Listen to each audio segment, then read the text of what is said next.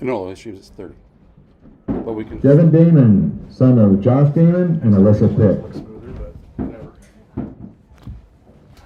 Go live. Hale Dietrich, son of Randy and Chris Dietrich. Senior night. Andrew Hall, son of Victor and Katie Hall. It'll only push at 30 because that's all that it's going to pick up. Braden Halverson, son of Nick and Anna We can Halverson. slow it down, it'll push. Oh, that's what I'm saying. So we're recording at 60. Chase Hagen, son of Eric and Brooke Hagen. Because that's all YouTube pushes out. I see. So I think we're set at 60. Derek Heenan, son of Bruce and Lynn Heenan. Corbin Michaels, son of David and Heidi Michaels. Connor Mullenbeck, son of Tony Mullenbeck and Kayla Mullenbeck.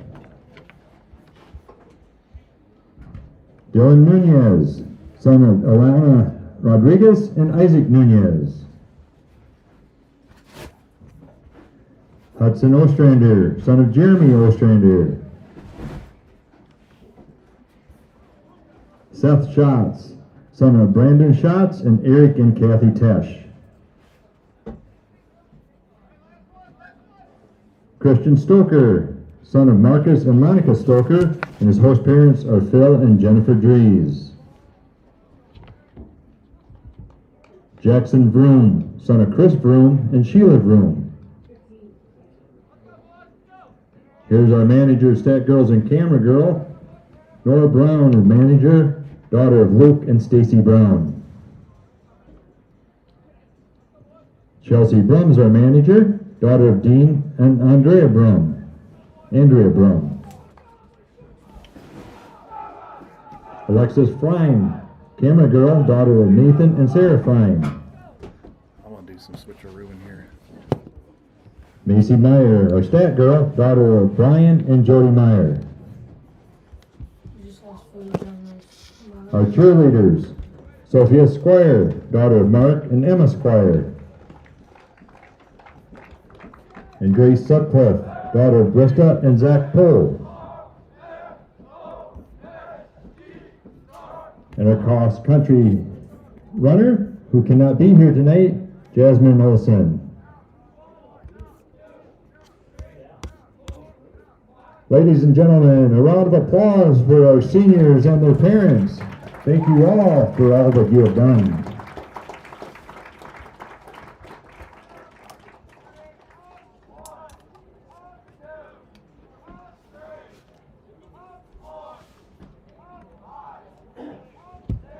That sucker, that keeps popping up. Senior night festivities here in St. Ansgar. Week 2 of the high school football season about to get underway. Your Saints take on the Starmont Stars. The Stars come in 0-1 after losing 33-0 to Maquoketa Valley last week. Maquoketa Valley highly ranked. In Class A, your Saints also highly ranked. They're coming off a 59-14 win over South Hamilton. Should be a good one. Thanks for joining us. We got the senior night stuff tonight. Hall of Fame activities, I believe, will happen at halftime. We have a couple inductees into that as well. First broadcast of the home season. We got the Candle Genius soon to get the mic on here. Duke Scoop himself here joining us this week. We've got Boy Wonder and Poncho and Jaguar Durango, and we have a new statistician in the booth. We're gonna have to get a name for him. We've got all kinds going on here tonight. Candle Genius, welcome to the broadcast. Hey, thank you very much, Not Your Average Joe. You know, it's kind of funny how first home broadcast of the season, we bring so much stuff into the booth here. The camera right now you're looking at, I assume you're looking at, that is one guy who used to spend a lot of time helping us up here during the football season. He is now the ball boy, and you think that 7-footer is a ball man. Well, I tell you what, that is just a. How old is this kid this year? How old is he a fifth grader yet? Slam Sandy? I think he's in 5th grade. 6'4", 240, can bench an Oldsmobile. I think he might be. Honestly, I think he might be creeping up on 7th grade, maybe. No. 8? No. This is nonsensical. Not Your Average Joe. Nonsensical. Right. Yep. So we got a lot of things going on here tonight. Of course, football, right? Football. We're excited about that. We got a couple end zone cams. Kind of just set the stage for people. We like to do that here. We got end zone cam on our left. We got an end zone cam on our right, and then up above, just outside our window, on a little remote control, we have a camera. So if that one isn't totally steady, well, that would be. I'm not going to mention whose fault it would be, but I'll just say his initials are Candle Genius. That's the guy running that camera right there. Should we give a little rundown here quick, or do you want to go to break and we'll come back and do the rundown? How do you want to do this there, sir? Well, one thing we always like to make sure that our sponsors are honored in this, and we got to make sure that the commercials are working. So let's do some commercials. Stick around. I'm going to be right back here with Not Your Average Joe's Rundown. Don't go anywhere.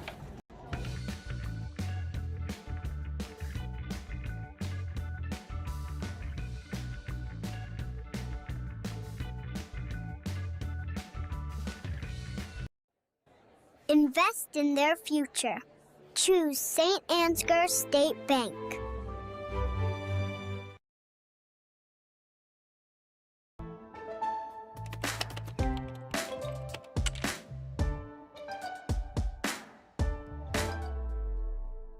Before I knew Joe. Before I knew Joe. Before I knew Joe. Before I knew Joe. Before I knew Joe. Before I knew Joe. Before I knew Joe. Before I knew Joe, buying crop insurance was hard. There's a better way to buy crop insurance. You got to get to know Joe.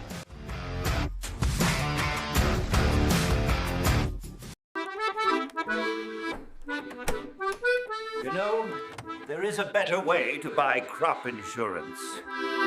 Got to get to know Joe.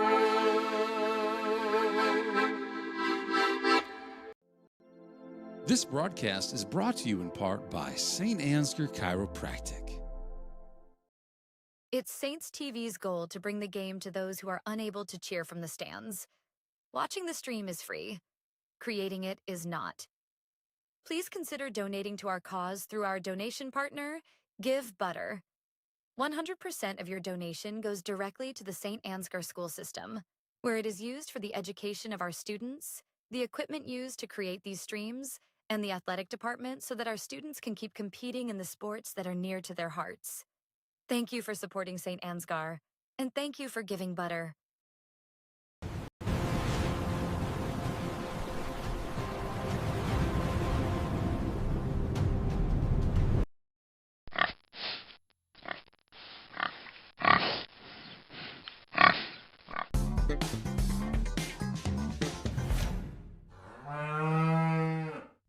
Harvest is right around the corner, but Farmer State Bank is more than just a bank for farmers. So whether you're a small business owner, a student, or a family, FSB is the right financial solutions for you. We are a family-owned local community bank with 7 locations across North Iowa. Visit one of them today or check out our website at fsbbanks.com.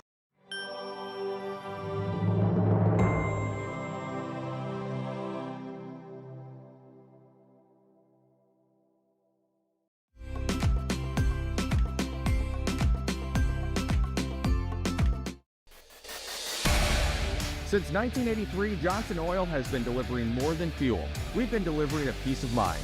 We know every customer has unique needs, and we're here to meet them with the level of care and attention you won't find anywhere else. We're proud to support the communities we serve and to support lasting relationships built on trust, reliability, and service you can depend on.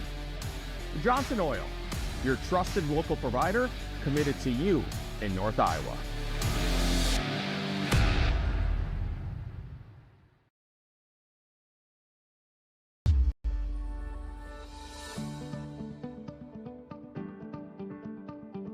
Focus Insurance Team, safeguarding our neighbors in northern Iowa and southern Minnesota from risk.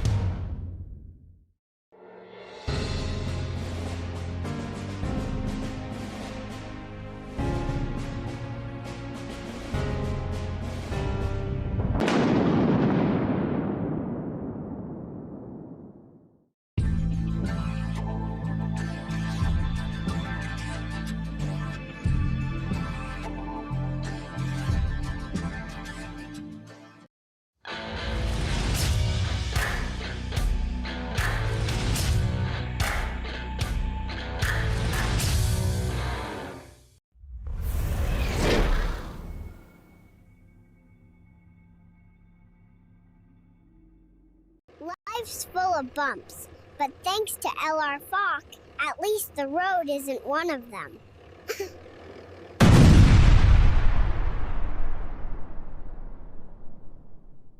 And we've got a really pretty cool rock here. This is from L.R. Falk Construction.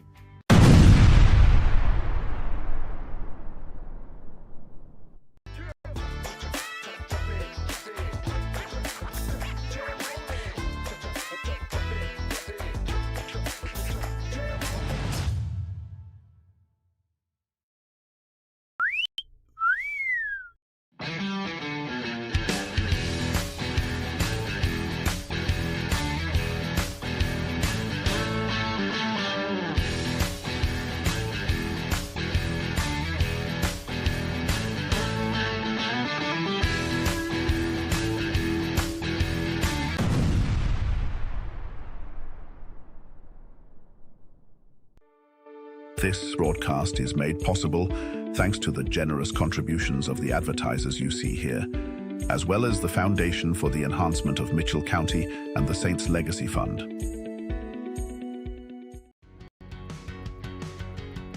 Every single job that we do, either one or both of the owners are on the roof overseeing and often installing the products, which is something that we really pride ourselves on and make sure that we're going above and beyond.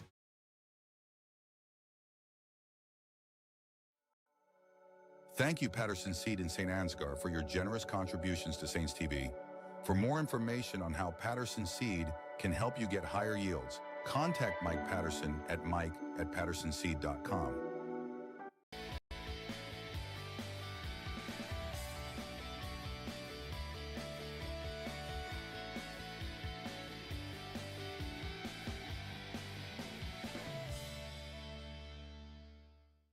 Sealed up the roof tighter than a hippo in a hot tub, and now I'm homeless.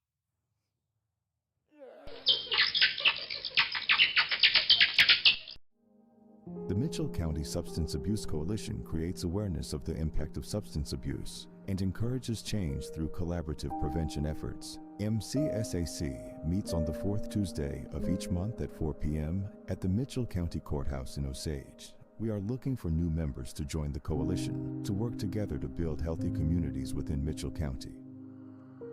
Protect yourself and your loved ones this flu season by getting your flu vaccine with Mitchell County Public Health and Home Health. With flexible clinic hours, various locations, and convenient drive-through clinics, getting your flu shot has never been easier. Flu shots are quick, easy, and no appointment is needed. We accept most insurances, making it easier than ever to stay protected. Visit www.mcpublichealth.com or find us on Facebook to see our full clinic schedule. Did you know the EJ has an app available to download in your app store for free? We can't wait to hear how you like it. Search Enterprise Journal and look for our logo, you know the one, or scan the QR code below. It's so easy, even a child could do it. The Canine Cabin Kenneling and Pet Services proudly supports our Saints athletes. Thank you, Box K Beef and Freeman Welding, for your generous contributions to keep this stream free to watch. I'm pretty good at most things, but when it comes to buying crop insurance, there is a better way.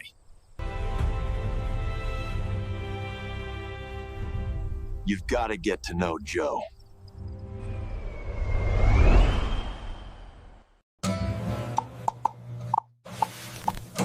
Oh my, milk house is getting bubbly.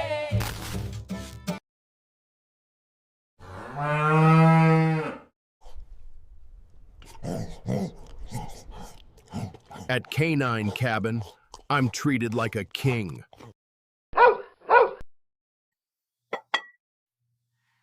I can always find the perfect gift at Home Sweet Home in St. Ansgar. Colbert Realtors helped us find the perfect home. Love you, guys!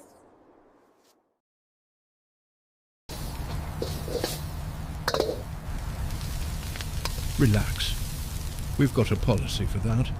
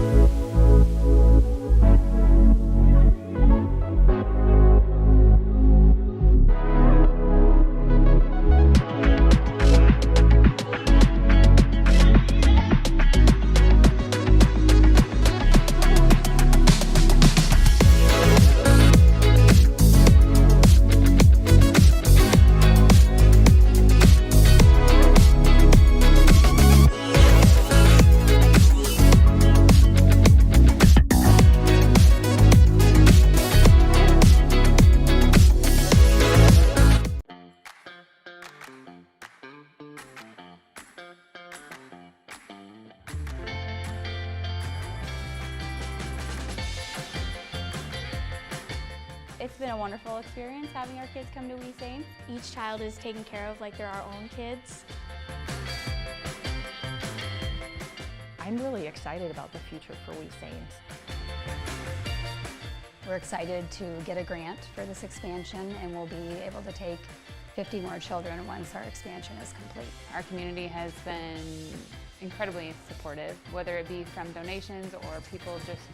All right, we are back here in St. Ansgar, the first home game of the season. Your St. Ansgar Saints won last weekend. They're looking to do the same this weekend against the visiting team from Starmont. They'll be wearing the white jerseys with dark-colored bottoms, and then we're seeing the Saints enter the field right now. Not Your Average Joe, what do you got in store for the game tonight? What's your plan? Well, it should be a good one. This offense, I think, for Starmont, their skill guys are better than what we saw last week. They have some playmakers. Starts at the quarterback spot. Jack Toll, 5'11", 185-pound senior.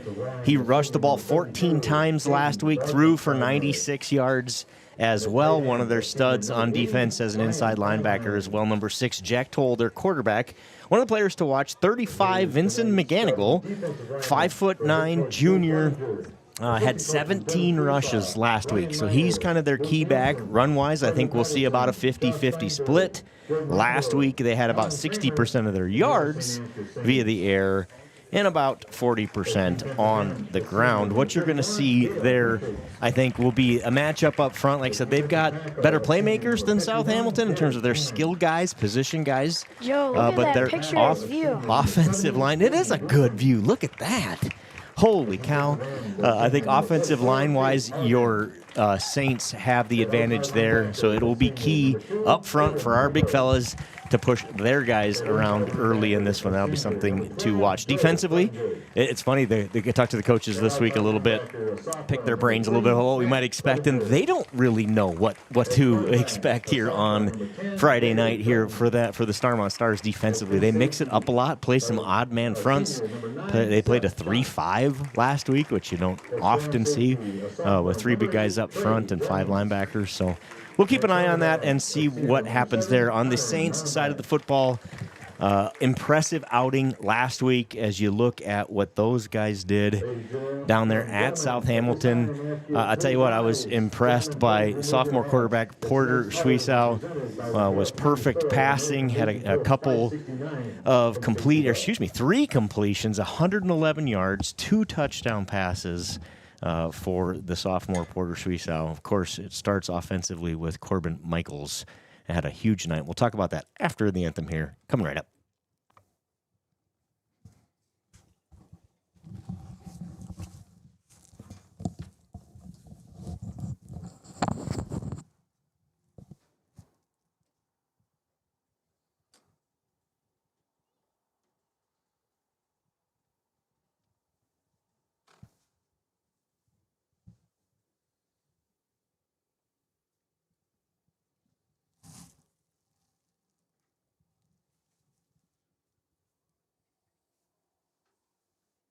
Now please remain standing for our national anthem.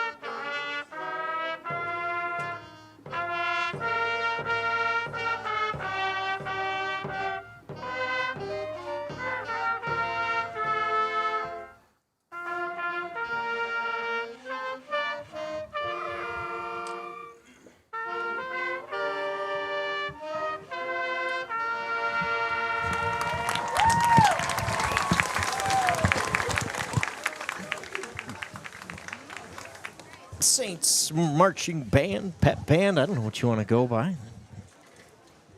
Got the old national anthem out there. Good job, ladies and gentlemen. So back to the Saints last week. Let's talk about Corbin Michaels. My. 2 catches, 91 yards and a touchdown on top of 4 carries, 85 yards, and 3 touchdowns. So he had 4 touchdowns, touched the ball a total of 6 times in the game. What was a blowout 59-14 victory for your Saints. We talked about it last week. Corbin going to be hard to stop. He's going to be trouble. And you compound that with Joe Clevenger, 5 carries for 30 yards in the early going there. Kane Dietrich and Keegan Zacharias came in and had yards. So we just kind of have this 3-headed monster, I think, as you look at it. Well, we can throw it if we need to, either out of the backfield or to a tight end. We did that last week. Chase Haugen, his first touchdown reception of the season. 1 catch, 20 yards for Chase Haugen. Or we can hand it off to the fullback, Joe Clevenger, to keep you off balance as well. So not only is Corbin really hard to tackle, and we saw that last week, but if you do want to commit everything to try to shut Corbin Michaels down, if you can bring him down, well, then we'll just go a different direction while your energy's focused there, and that makes his team super dangerous. Yeah, and getting him down is really part 2. You got to get your hands on the guy first. The way that he can go just full-on sprint and then just turn on a dime and just reverse his field of direction to make him quick. It's just, it's so fun to watch, and it just reminds me of the type of football you see on Sunday afternoons watching the NFL. Yeah. He's a special player. He always has been, but wow. No doubt about it. No doubt about it. Starts with the big guys up front. Derek Heeman, Aiden Beeson, Hudson Ostrander, Braden Halverson, Jackson Vroom, your offensive line, making the holes up front. We saw in the defensive line a rotation last week. Hale Dietrich, Derek Heeman, Aiden Beeson, and Chase Haugen played about half of that first half, and then Brody Dolph, Logan Wagner, Jackson Vroom, and Braden Halverson rotated in. So it's kind of 2 groups on defensive line. We'll keep an eye on that for you this week, see if we do that again on the defensive line for the Saints. But a great showing last week, great start to the season. Let's see if the Saints can keep it rolling here against Starmont tonight. Home opener. What a beautiful night for football in St. Ansgar. 9-mile-an-hour winds out of the west-northwest, 57 degrees. You know what we call that? Football weather. It does feel like football weather. I don't remember it ever going from August to October, but it feels like it did. Yep, exactly. Your Saint captains tonight look like Halverson, Clevenger, Michaels, Mullenbeck, and Heeman. For the Saints, we're about to get this thing underway. In the booth with us, I got Pancho standing next to me. Hey, Pancho, welcome to the show, my friend. Ready to announce some. Yeah. Are you running any replays tonight, or are you just announcing with us tonight? I think I'll announce and do maybe a little replay as well. Holy cow. See, I can't do 2 things at once, so we're glad you're here, pal. Thanks for being here tonight. Joel Carlson's going to help us out with stats. Who's the smartest guy you know? Joel Carlson. Joel Carlson, of course. Duke Scoop is out there helping on the digital side of things, too. It's always fun to kind of get this crew back together, isn't it? We don't get to see all of us in the same booth working the same broadcast, except for football season. Here we go. What fun. Yeah. So it appears as though Starmont won the toss, deferred. So the Saints will receive here to start the game. Kicking for the Stars, Jax Thompson, the junior, number 3. Do the kicking duties. Back to return. I see a Connor Mullenbeck and a Corbin Michaels, flanked by Shots on one side and Matt Clevenger on the other. Matt Clevenger wearing number 3. Big brother Joe Clevenger, number 12, and kind of one of the up men there right ahead of him. 44, Chase Haugen on the other side. Kane Dietrich, Heeman, Logan Wagner, Brody Dolph, and Keegan Zacharias are your front 4 here for the return team. Thomason set to kick it off as we're about to get underway. Game number 2, St. Ansgar versus Starmont. We are underway. High, deep kick. This is Michaels. Corbin patiently waits for a block, finds it, breaks a tackle, hurdles one guy up across the 35. Tackled down at the 37-yard line where the Saints will have it 1st and 10. Tackle made by number 3, Jax Thomason. Thomason, the kicker, makes the tackle, so nice kickoff. Good return for Michaels. Patient running there for Michaels. He's always ready to get after it, go down the field before anyone catches up to him. Yes, he is. 1st and 10 for the Saints. Porter Treese out under center. Hands it off. Up the middle. Goes Joe Clevenger, so the fullback gets carry number 1. Gain of 3 for Clevenger. Tackle made by number 62, Justin Toll. Ball just across the 40. Let's give it the 41. 3-yard gain, 2nd and 7.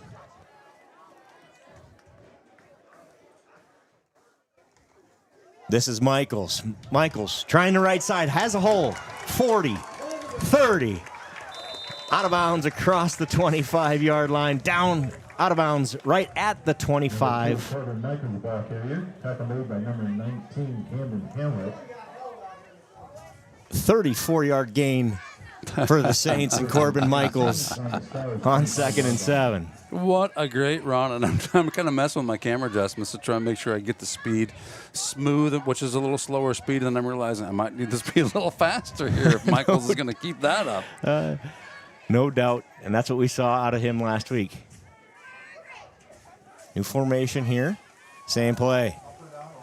Michaels makes a man miss. Gets another 1st down. Gain of 11 on 1st down. Ball inside the 15. Man, he's good, isn't he? Just so shifty.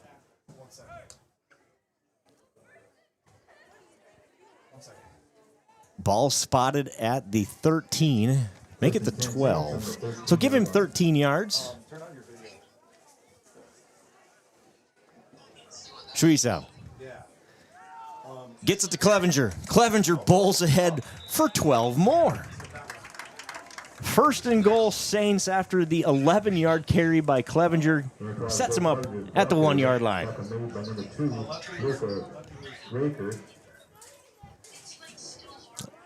Let's go 11-yard gain. Ball at the 2. 1st and goal, Saints. They have marched down the field. The big guys up front are winning that battle early. Treese hands it off to Clevenger. Into the end zone goes Joe Clevenger. Touchdown, Saints. 1 minute and 33 seconds into this one, and the Saints lead at 6-0 after an impressive drive. They took it to them there. What a drive for the Saints. Yeah, the last 2 weekends, last Friday and again tonight, these Saints have wasted no time getting that ball into the end zone for score number 1. Oh, who's got scoreboard tonight? Oh, there it is. I just didn't see an update real quick, but there it is.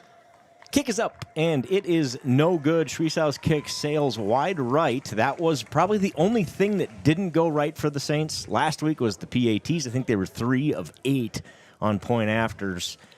That was an emphasis for the staff this week. First one goes right. 6-0 Saints on the strength of a 2-yard touchdown run for Joe Clevenger. Who is on scoreboard tonight? Is that...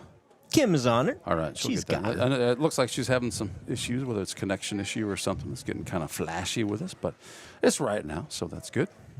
All right. Okay. Corbin Michaels, 2 carries, 47 yards. Good start for number 2, Corbin Michaels. Joe Clevenger, 3 carries, 16 yards, and a touchdown for senior Joe Clevenger on senior night. A couple of seniors here start the night off well for the Saints. Those lines, we talked about those lines a little bit during the playoffs last year that sometimes they're not exactly perfectly straight, but you know what? They're so straight this year. It's very straight. Very straight. I think maybe we have some assistance getting those things perfectly straight. I think they some had new a equipment robot. here. A robot. What was this world coming to? There's robots? Yeah, I know. I'm excited about it. I think they did the practice, both of the middle school and high school practice fields and the high school field. It looks awesome out there. It really does. That is for sure. Testing out some new equipment here. Schwiesow, kickoff, short. Going to get out of bounds. That'll be a penalty. Give it a 5-yard penalty from where it goes out of bounds, right? I believe is what the call is there. It's like a procedure penalty, so I think they should have the ball about the 40-yard line. The Starmont Stars start their first drive, short field. Thank you to the Saints TV sponsors. We've seen the commercials already. We'll see them again, but the Saints TV sponsors who participated in the purchase of said robot to get these lines painted straight. So that's awesome. The power of all of this, right? The power of all of this. Saints kickoff goes out of bounds. Starmont starts with it. There's some discussion about how they're going to place it here. You can see these officials have that radio system, so they're talking to each other about placement here. Where it went out of bounds and how the penalty is enforced. The ball's going to end up at the 40-yard line. Senior Jack Toll for the Stars here, number 6. He's one of the men to watch, and then Vincent McGanigal, number 35. They're two playmakers. They're in the backfield here together. This is 35. McGanigal, no gain on the play. Good job by Aiden Beeson and Joe Clevenger to bring him down after no gain. Derek Heeman in there as well for the Saints. Nothing doing on carry number 1. I think Beeson in there first at the legs, and the other two help finish him off. 6-0, Saints lead it here early in the first quarter. Saints struggled a little bit last weekend with the extra point kicks.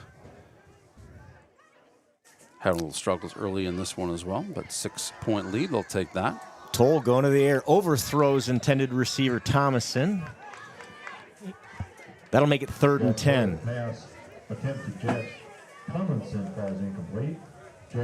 So McManigal is 35, Jax Thomason 3, Jack Toll, the quarterback, number 6. Those would be the 3 guys to watch here on offense. It's their primary target receiving-wise is Thomason. He's at the top side of the screen here, I believe. Good pursuit by the Saints defense, but a couple of Saints get tangled up. Wide open downfield. And the penalty flag is going to come out. Shots got there right as the ball got there. I thought the ball was headed to number 2. Number 2 is Luca Recker, and Shots makes contact. They're going to get the penalty. That's a 15-yard penalty and a first down here in high school. Let's see. Let's take a look here. He's a little early. He hits him right as the ball about to hit his helmet. Pretty good coverage. Yeah, not bad. May have been there a half second early. Really hard to tell there, but the guys decide in the stripes, it's their opinion that matters, not ours. It is. And they say first down, Stars. So via penalty, Starmont will have the ball across midfield. Should be at the 45-yard line of the Saints here, right? If we go 40 plus 15 is 45 somehow. It's football math. It's different than regular math that you do in school there, young man. Yeah. Honestly, it was a really well-thrown pass, I thought. Yeah. And he throws a nice ball. Yeah. A pretty good football play all the way around. Is he it looked like he threw it righty, I'm pretty sure. Pretty sure. This is McManigal. Spins, tries to make a tackle. Big fella. Big fella. Tough to bring him down. Yeah, gets 2 yards. We've got a nice donation in front of us here, Joe. Do. Like this is so we have this little thing called Give Butter, where folks who are watching this game, totally free, and that's our goal. It's always totally free. That's this code in the very top corner of your screen. You're welcome, and it's appreciated if you donate to that, if you're able to. 100% of the proceeds from that go directly to the St. Ansgar Athletic Department. Sam Walk gave a little butter. Sam tonight. Walk, you rascal. Thank you, Sam Walk. McManigal again up the middle. Short gain. Give him a yard. 3rd and 7 coming up. So the funds from that, from the Give Butter, and obviously we got the sponsors on there as well, but that helps pay for uniforms, helps pay for referees, helps pay for a lot of things that the athletic fund needs to keep small schools sports programs running. We're proud of ours here. So thank you, Sam, and everyone else who gives butter. 4 down territory here, be my guess in this one, especially the way the Saints, what they did on offense. Toll back to pass. Pressured by Beeson, rolls out to his right. Going to throw it across his body, up for grabs, tipped away nicely by Connor Mullenback. That may have been caught if Connor hadn't got a fingertip on it. Let's take a look at the replay. Great job, Connor, to get up in the air to knock that baby down. It looks like he caught it when he ran into the end zone. Yeah, I think it must have hit the ground. There's no look at that. Incomplete pass. Wow. Yeah, it hit the ground. Here we go. It is not 4-down territory. They're going to go ahead and punt it away. Thomason with a big leg. Fair catch called for at the 10-yard line by Mullenback. And the Saints will have it. 1st and 10 at their own 10 to start drive number 2. 8:10 to go in the first quarter. Saints lead 6-0.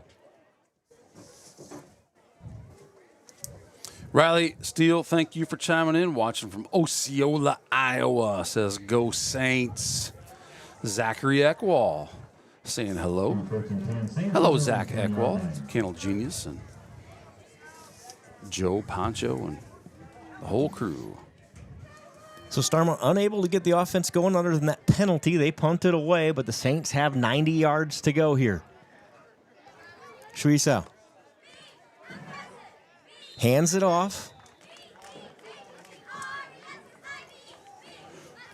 Corbin Michaels, the short carry, give him 2. 2nd and 8 after a 2-yard gain by Corbin Michaels. A lot of misdirection there. You're going to see that play again, and Porter Schwiesow is going to have it tucked in his back pocket. I love that play.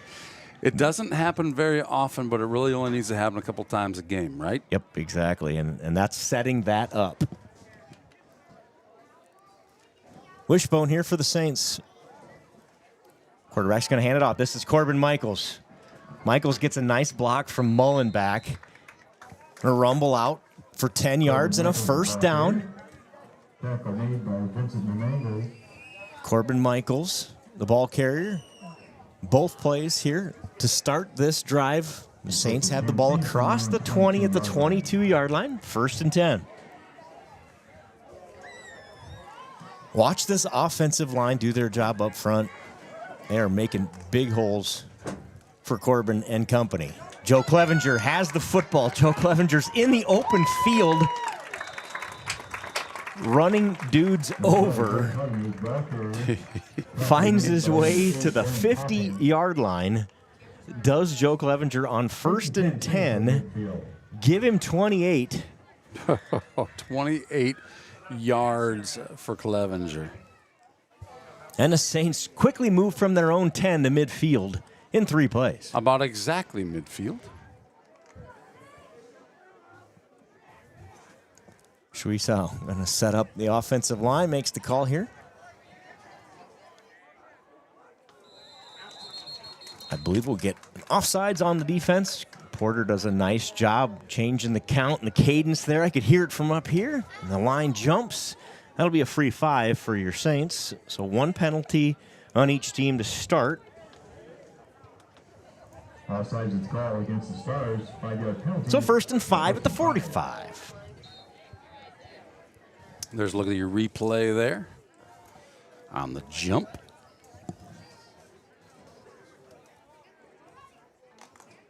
Keep the play the same. Clevenger, middle. Joe Clevenger, 20, 10, 5. Touchdown, Saints! Joe Clevenger with his 2nd touchdown run of the night. That one's 45 yards. And the Saints lead at 12-0. You know, it's got to be really tough for Starmont to come in here and they see all the stats last week from Michaels, and they're like, okay, we're gonna focus on that guy. Well, then what do you do? And you talked about earlier before this thing started, well, then you hand the ball to Joe Clevenger. Well, now we're kind of in trouble, and Joe Clevenger, 2 touchdowns already in this one. Joe Clevenger, 5 carries, 89 yards, 2 touchdowns. Saints are going to abandon that PAT play and let's just go for 2. Out of the wishbone. Schwiesow keeps, tries the left side, into the end zone for a 2-point conversion. Schwiesow makes it 14-0 Saints. Wow, what a start to this one. 6:20 to go in the first quarter. It is 14-0 Saints. 89 yards on 5 carries and 2 touchdowns for Joe Clevenger. Corbin Michaels, 4 carries, 59 yards. Those two seniors have started senior night off in pretty fine form. Have they ever? And tip of the hat to the Saints defense. They have allowed 3 offensive yards on that first drive. You know, that penalty obviously was the big play for them on that first drive with the pass interference call.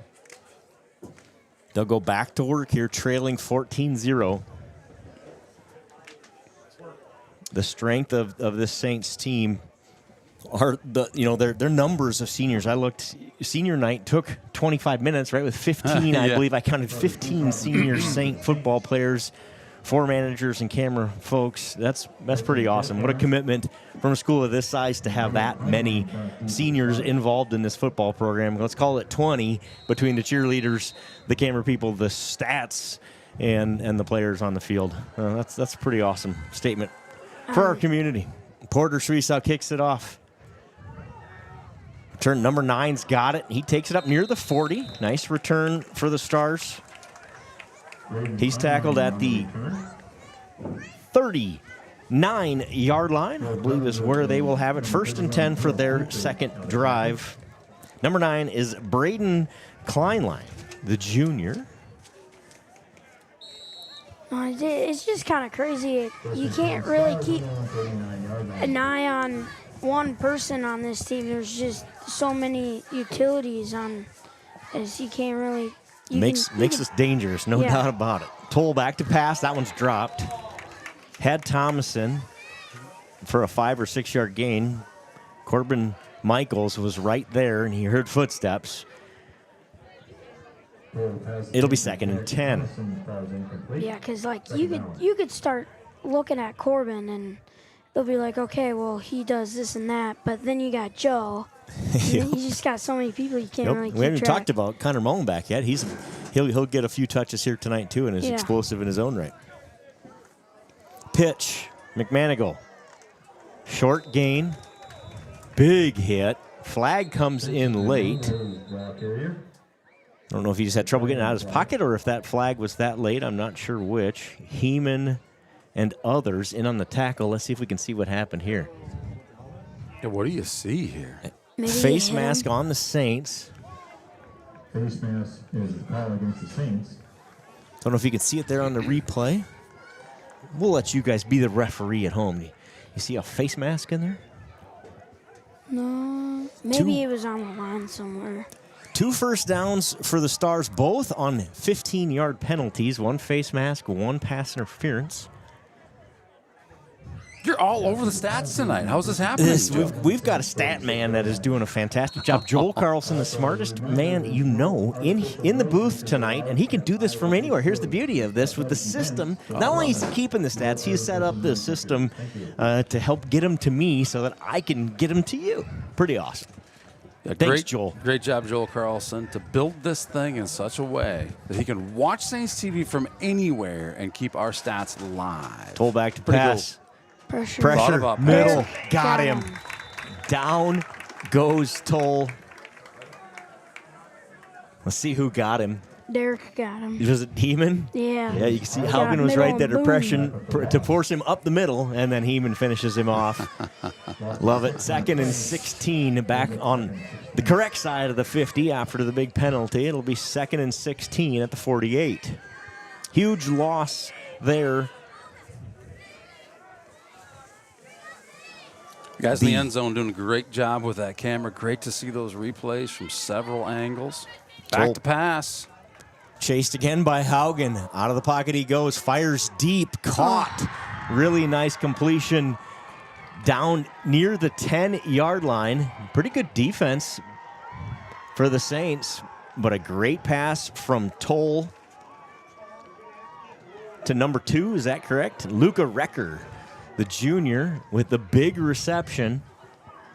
He's just got a heck of an arm running out of that pocket and throwing it. Yep, he just tucks that away with one arm even as Mullenback is taking him down. 39-yard completion. They spot the ball and make it 40-yard. They spot the ball at the 12-yard line. So the Stars can get a first down inside the 2 here. First test for the Saints defense. Back to pass. Toll pressured, chased out of the pocket again, gets away from him. We have a flag on the play. Quarterback steps out of bounds.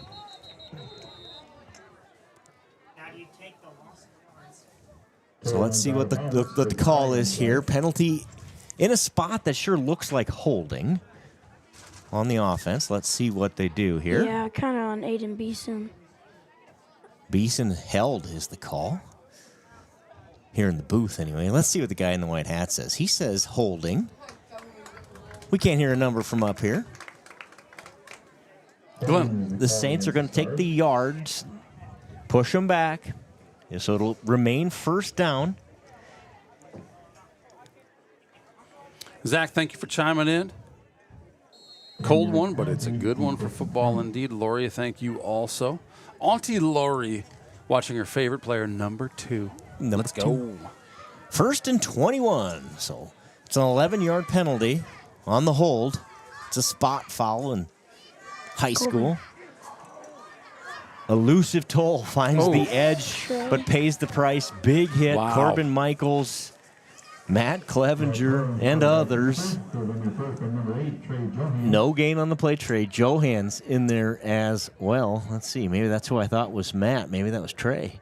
3 and 8 look a lot alike. That's Trey that gets him first. Corbin Michaels helps clean it up there at the end. Good job, Trey. Corbin gets the pressure, pushes him out of the pocket, and Trey's got him in the corner. So 2nd and 18. This Toll throws a nice ball. She does. Looking to do expect it to again. see 3 attempts here. There's the first one. Nearly picked off, but ruled incomplete. Hits the turf before Schatz could get his arms underneath it. I think that was Schatz anyway, number 9. 7. Is it Connor? Yeah. Connor. Oh, look at that replay. Look at the camera work. These guys are great doing great, call aren't by they? the man in stripes. Connor is not able to get under. Way to sell it, though, young man. I appreciate the sales He did job. look to sell it, didn't he? Got to get that in touch with that guy. I could use a salesman like that. No doubt. You can go sell candles to anybody. That guy.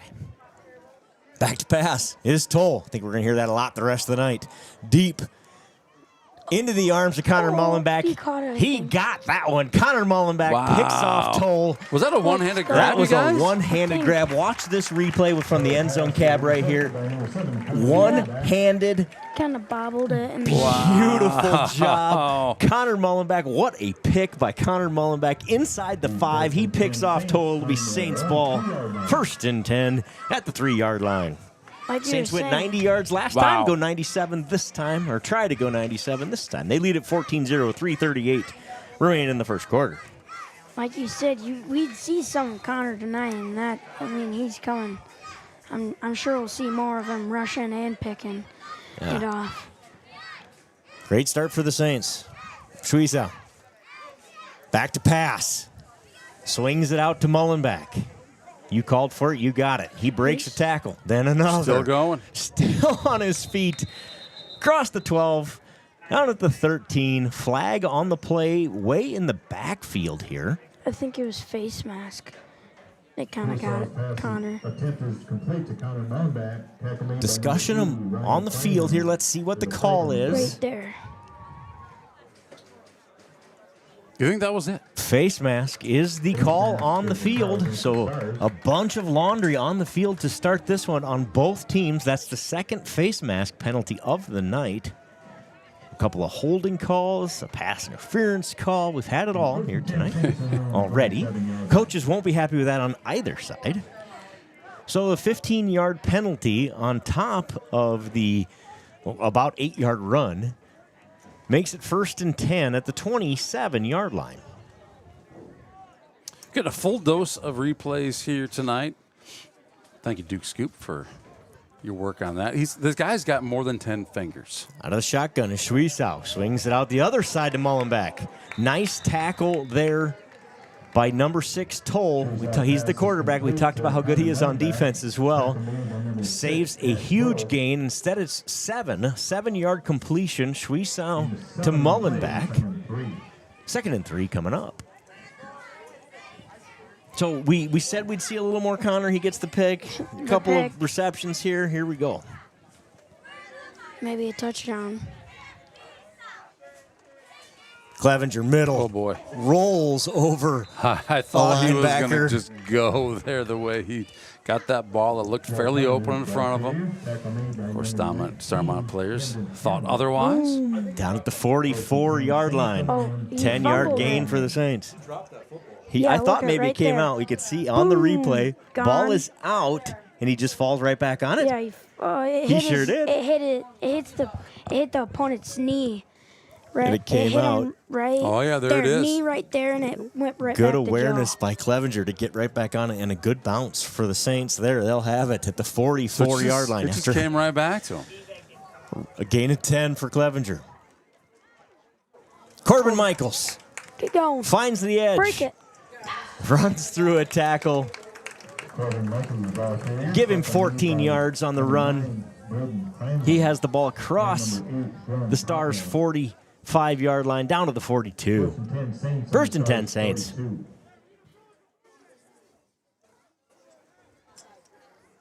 Guy was just hanging on for dear life. He was just waiting. Yes, he was. He was waiting for some help, wasn't he? Yeah. Corbin Michaels' 5th carry of the night there. Goes for 14. Back in this shotgun look. Joe.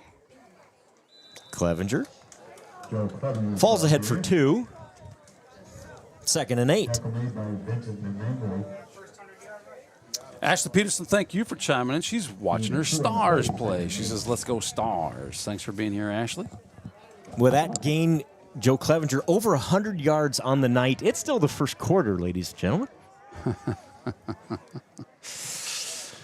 Yeah, I don't want to face that kid.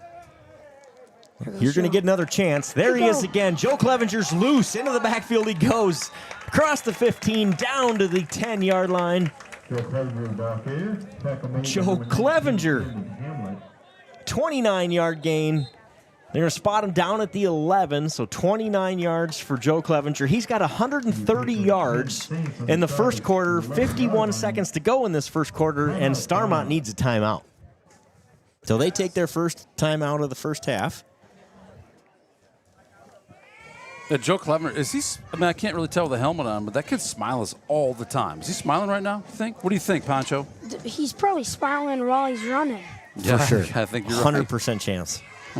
He's probably making a noise or two also. I don't know if you've ever heard Joe Clevenger run. On the baseball field, you can hear him run. Oh, yeah, you can. Yeah. I love it. Makes him go faster, too. Baseball. Have we talked about, did you know, what does my shirt say, Ponch? State champion Ansgar baseball. Whoa, wait a minute. So a lot of these guys have played on some pretty big stages, right? On the football field, the baseball field. Let's go see if they can keep this thing running. This senior group has been a part of a ton of success here on senior night. Let's celebrate those guys. Joe Clevenger tracking down a bunch of balls in the right field for that state champion baseball team. Versatile guy, that Joe Clevenger. Yeah, he's a great kid. The cheerleaders are getting this student crowd absolutely going tonight. I'm sure the football players will do that as well. So, pretty nice night to be out here.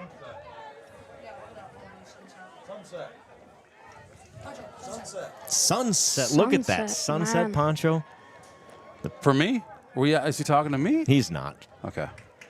Corbin Michaels tries the right side. Corbin Michaels, touchdown Saints. 11-yard touchdown scamper for Corbin Michaels. And it's 20-0 Saints. That was almost too easy around the end there. Had everybody fooled. I think at that point, let's go tackle Joe Clevenger. Well, now Corbin Michaels has the ball, right? Or I think maybe there was some thought that maybe Porter, I mean, the announcer guy never gets fooled, but there was a chance. I thought maybe that Porter kept it there. I didn't verbalize that. And then I realized, oh, yeah, Corbin's got it, and he's going to walk into the end zone untouched. Does just that. 20-0 Corbin Michaels.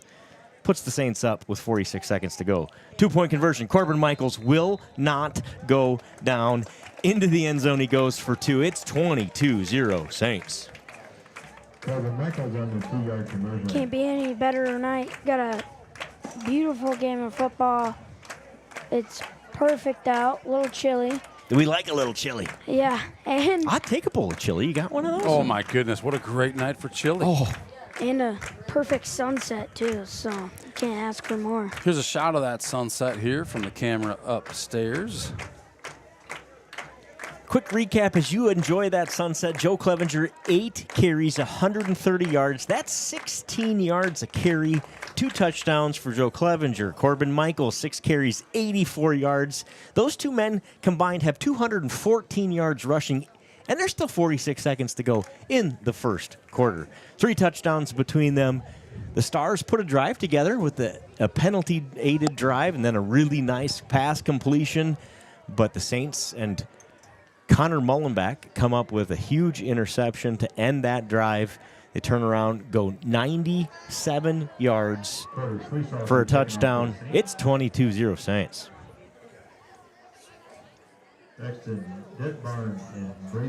Preparing here for the kickoff. Teresa to do the kicking for the Saints. Short kick the first time. Last one ended up about the 30. Let's see where this one goes. Same spot, fielded about the 29-yard line, but not fielded cleanly, and the returner has no choice but just to jump on it. And you don't need to be touched at the high school level. If your knee hits the ground while you have possession of that football, it is down. So it'll be 1st and 10 Starmont at the 30-yard line. 1st and 10 Stars on their own 30-yard line. Defensive line, we've made a few changes. They haven't made the wholesale changes that they made last week. They made a couple of substitutions. We didn't have time to get them in. There was so much action on that last one, but I know I think I saw Halverson in there a bit for that last one, but we're back to kind of that starting defensive line here for this possession. Like I said, last week they made wholesale changes a couple of times. Toll, quick hitter, out to the right side, nowhere to run. No gain on the play. McManigal on the reception. No gain. Yeah, a little different look there. Instead of going deep, they just go to the side with that one. Bit of a lateral pass. And like I said, Joe, nowhere to go. Number 5. So it was not McManigal. It was number 5 on the reception.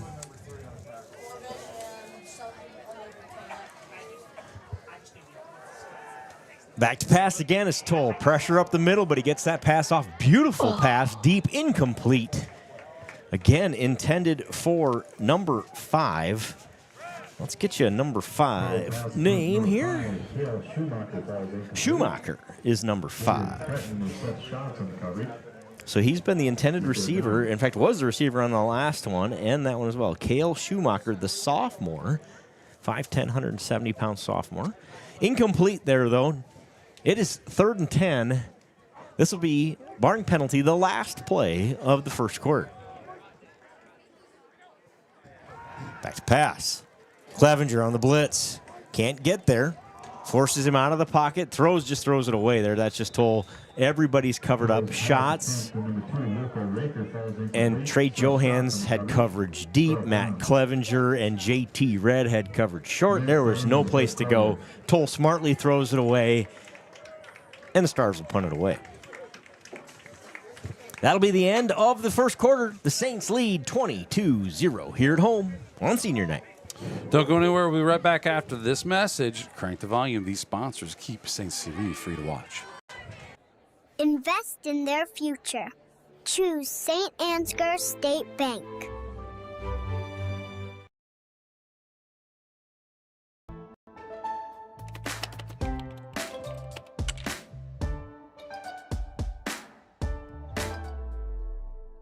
Before I knew Joe. Before I knew Joe. Before I knew Joe. Before I knew Joe. Before I knew Joe. Before I knew Joe. Before I knew Joe. Before I knew Joe, buying crop insurance was hard. There's a better way to buy crop insurance. You got to get to know Joe.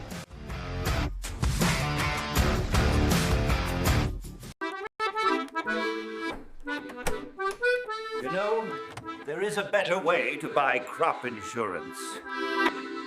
You've got to get to know Joe.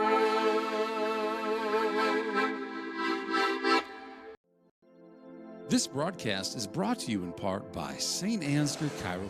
All right, we are back. Starmont punted away here on 4th and 10 from their own 30. Thomason Short punt that time, fielded by Michaels at the 40. Keep going. Michaels trying the right side, gets across midfield to the 40. This one's coming back is the bad news, boys and girls. Matt Clevenger absolutely destroyed number 8 on the other side, and they're going to rule that one a blindside block, or block in the back, and that one's going to come back. Did you see Corbin hit that one guy at the end? So then it goes boom. Back it up there on that replay. Back it up just a touch. Is this a block in the back?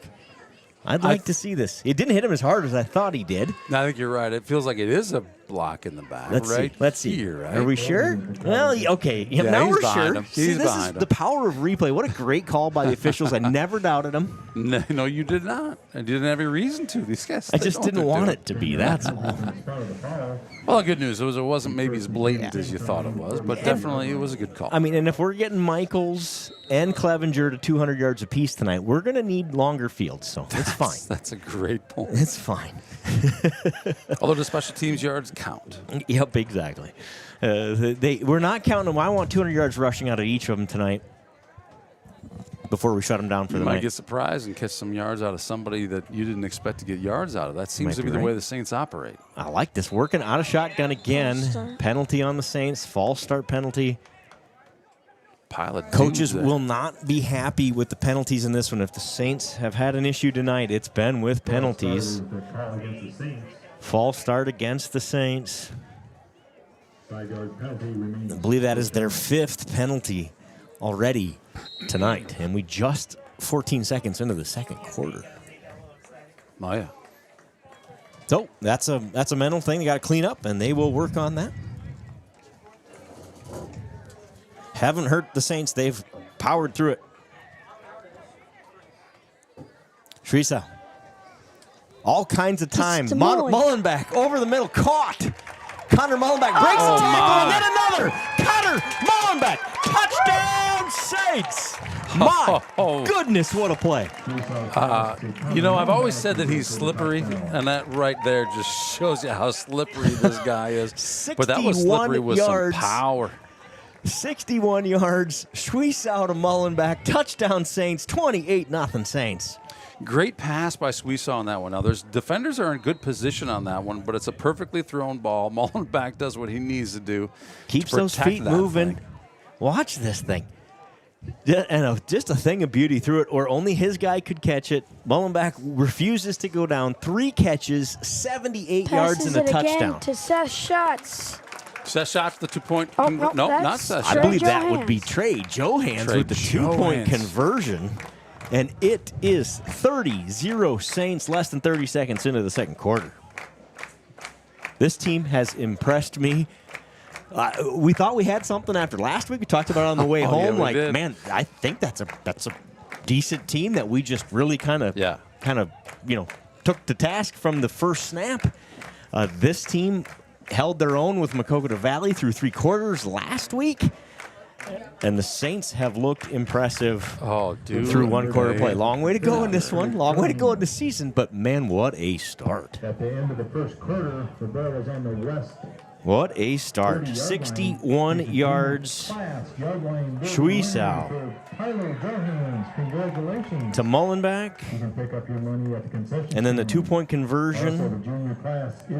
Schwiesau to Trey Johans. Saints showing some things in the passing game tonight. Oh, yes, they are. And confidently so, right? Yeah. Like, we're not just talking about just a little dink pass here and there and not taking a huge chance. Like, that was a great pass. There it is right there. Yep. Working out of the shotgun formation the last couple of drives. Great camera work there by Boy Wonder on that one. Boy, those end zone cams sure make a difference in terms of getting some of those shots. They're fun. Teresa kicks it off. Fielded at the 30. Up across the 40. Tackled down there by a host of Saints. On the return. Tackle made by Hill. And the offense for the Stars come back out. We talked about it. They put 2 drives ago. They drove the ball inside the 15 of the Saints before turning it over on a Connor Mullenbeck interception. They've looked good at times tonight. Jack Toll, dangerous there, throwing the football. Does it there just behind number 5. Again, there, who's been kind of his favorite target here the last couple of drives. That one falls incomplete. Was going to be a nice gain for the Stars. And Cale Schumacher. But that one falls incomplete as that pass is just a little behind him. Yeah, the cheerleaders doing their They got a workout last week. jacks. They're going to get it again this week. If it keeps on going like this, it might be almost 60. McManigal gets the call there on the run to the left side, short gain. Joe Clevenger in on the tackle. 2-yard gain for McManigal. 3rd and 8. Ball's at the just shy of the 45-yard line. It's called the 43. Pancho, we talked last weekend or last Friday about how many jumping jacks did the girls do They did. throughout the night. Wasn't it? It was either 55 or 59. Pretty sure it was 59. But to think about it, they did 7, and then they did 13, right? So after the second touchdown, they had already done 20, Yeah. right? Starmont calls their second timeout of this first half. Some confusion in the formation. Smartly call a timeout to talk that one over. 10:42 to go in the first half. It's All Saints here. They lead at 30-0. With that, let's give Joe just a quick break here with a commercial. We'll be right back after this. Don't go anywhere. This broadcast is brought to you in part by St. Ansgar Chiropractic. It's Saints TV's goal to bring the game to those who are unable to cheer from the stands. Watching the stream is free. Creating it is not. Please consider donating to our cause through our donation partner, Give Butter. 100% of your donation goes directly to the St. Ansgar school system, where it is used for the education of our students, the equipment used to create these streams, and the athletic department so that our students can keep competing in the sports that are near to their hearts. Thank you for supporting St. Ansgar, and thank you for giving Butter.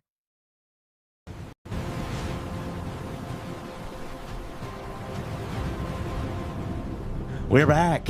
We are back. 30-0 Saints. 10:42 to go in the first half. 3rd and 8. Back to pass is Toll. Pressured by Heeman. Gets loose, though. Looking for that first down. I think he's going to get it. Tackled right at the first down marker by Chase Haugen. First down, Stars. I believe that's their first down, not by penalty of the night. Joe, I think you're right about that. They had that one nice pass. That was first down as well. So 2 first downs, not by penalty. That was yeah. Let's not forget that one. Luca Recker, number 2, has 40 yards receiving. He's the leading receiver for the Stars tonight, number 2. And you said it coming into this one last week. We expected, based on last week, to see more passing yards than rushing yards from this team. Yep. Back to pass again. Toll pressured again. Gets it off short, picked off. Seth shots, picks it off. We do have a flag. Is it before or after the pick is the question from the back of the room, and I agree. Let's see what that call is going to be. There's no way he could have caught that ball. And Schatz picked it off before he tackled him, yes or no? Oh, it's offensive pass interference, if anything. Yep, that definitely was. If anything, that's got to be offensive pass interference. Let's see. At least that's what we see on the replay. We'll see what he saw live, I guess. Doesn't matter what we think.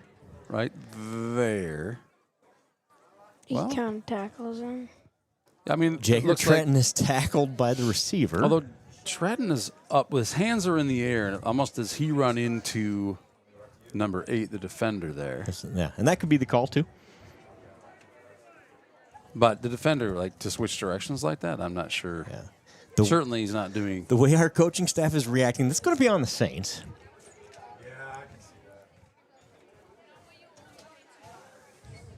They're respectfully protesting the call. I'll say it that way. Yeah. No one's yelling, but it's. And I assume that's a call, right? But you're looking at.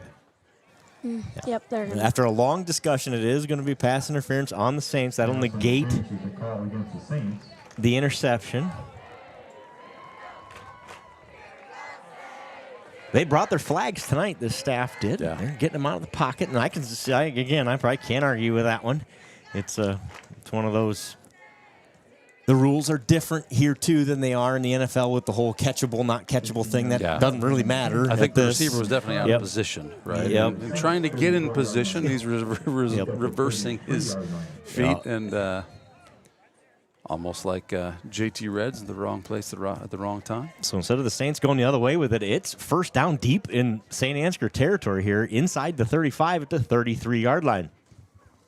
McManigal, run, breaks a tackle. Going to get another penalty and a 15-yard face mask penalty tacked on to that 2-yard run. Will give him a first down inside the red zone would be my prediction You here. saw that with your own eyeballs, Joe? I saw it. I saw a head bounce that looked like a face mask. I hope I'm wrong, and he saw holding instead. Face mask on the Saints is the call. Can we see it on the replay there? I wouldn't say necessarily face mask. I think he just got him at the neck. Up high, and yep.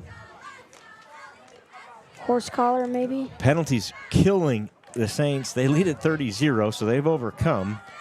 But that'll be first down. Starmont at the 16. I think that is their fourth first down by penalty. Negated a interception for the Saints via penalty. Bend but don't break here if you're the Saints defense. Let's see if they can keep them out of the end zone. First and 10, ball at the 16. I'm about to say Toll back to pass. He is. Yes, you are. Now he's going to step up, throws it, incomplete. No penalties on that play. That's the good news. That's good news. So it'll be second and 10. That's what we call progress, Poncho. JT Red, number 10, the sophomore for the Saints. Got a piece of that one. Tried to tip it up to himself. Smart play by Jagger. But he can't quite bring it in.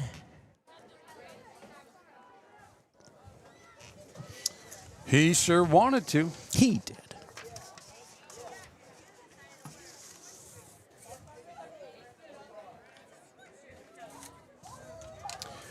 Jevin Damon is 24. I think we learned last week. He's out there as well for the Saints in coverage on that play. The senior. Handoff, McManigal runs into a couple of Saints. Corbin Michaels and Derek Heeman meet him at the line of scrimmage. Nowhere to go. Nowhere to go. Third and 10. You give him a yard. Third and 9. Pancho, can you see it from there? Looks like the screen is in your way. No, I can see. You just got to peek over. Look at how low Corbin Michaels gets there. Right? Lowest man wins. There you go. Yep. Yeah, low man win. He started a lot lower. He's got a bit of an advantage. But he's quick to get there at the same time. Those tree trunk legs help as well. Yes, they do. Handoff, McManigal. In what I'm sure now is 4-down territory. Gains a yard. 4th and 8. 8:50 to go. In the first half, the Saints lead 30-0. The second time in the red zone for the Stars. The Saints picked off Toll at the 3-yard line last time in this situation. Let's see if they can do it again here. It's 4th and 8. I think they're going to kick it. They're going to attempt a field goal here. Really? And Thomason, number 3, in. He's got a nice leg on kickoff duty and punt duty. He's got a. So I'm sure this is makeable for this young man. Thomason's kick, high enough, up, and good. And Starmont gets on the board. Their first points of the season, 30-3. The Saints lead it with 8:12 to go in the first half. Nice kick, really nice kick. That was good from 39. Let's give him 39. That was good. I like that. I think that's fair. I would have said 38, but I think you're right, Joe. We can agree to disagree. Yeah. Yeah. So the Starmont Stars get on the board with a penalty-aided drive, a face mask penalty, a pass interference penalty that negated an interception, and the Stars kick a field goal for their first points of the season. It's 30-3 Saints. So they played Maquoketa Valley last week, who, depending on what poll you look at, they're 2, 3, or 4. in the state. The Saints are 2, 3, or 4, depending on which poll you look at. So a tough row to hoe for these Stars to start the season playing two highly ranked teams in Class A. This is a district game. This is a Class A District 3 game here for both teams. So obviously those district games are key under the current format. It's you just win every game and good things happen, but those district games are key. Going to set up a huge matchup we'll talk about later in this game. Next week, the Saints face off against South Winneshiek, also a ranked team in Class A. Man. So that'll be a fun one next week. Some good football. Good football for sure. Back to action here. Thomason, after kicking the field goal, on to kickoff. Ball is going to roll out of bounds. Good senior smarts there from Connor Mullenbach to say that thing's going to roll out of bounds, and they'll walk it way up here to spot it. Maybe I should just let that happen. He does just that. Out of bounds it goes. Procedure penalty. Going to place the ball at... Let's see what we're going to do. Going to kick. Going to re-kick is going to be the answer. Re-kick? So that is your option. You can take that penalty, or you can say, we'll take the penalty and force it on the kickoff, right? I'm going to move that kick back 5 yards and make them redo it. So the coaching staff decides that's the option they would like to select. Going to move everybody back 5 yards. If you're the Saints, you're moving up 5 yards, and we'll try again. And gives Saints a chance at a kickoff return, which... potentially adds to the 5-yard penalty even yet. And all those guys just ran 40 yards down the field, right, on that kickoff at full speed, and now they get about 15 seconds in between. They get to go do it again. Advantage Saints.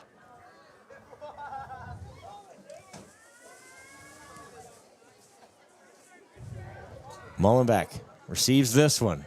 Lets the wedge build in front of him. Finds a seam. Connor Mullenbach tripped up just across the 50-yard line. No flags on the play. And the Saints will have it in Starmont territory to start this drive.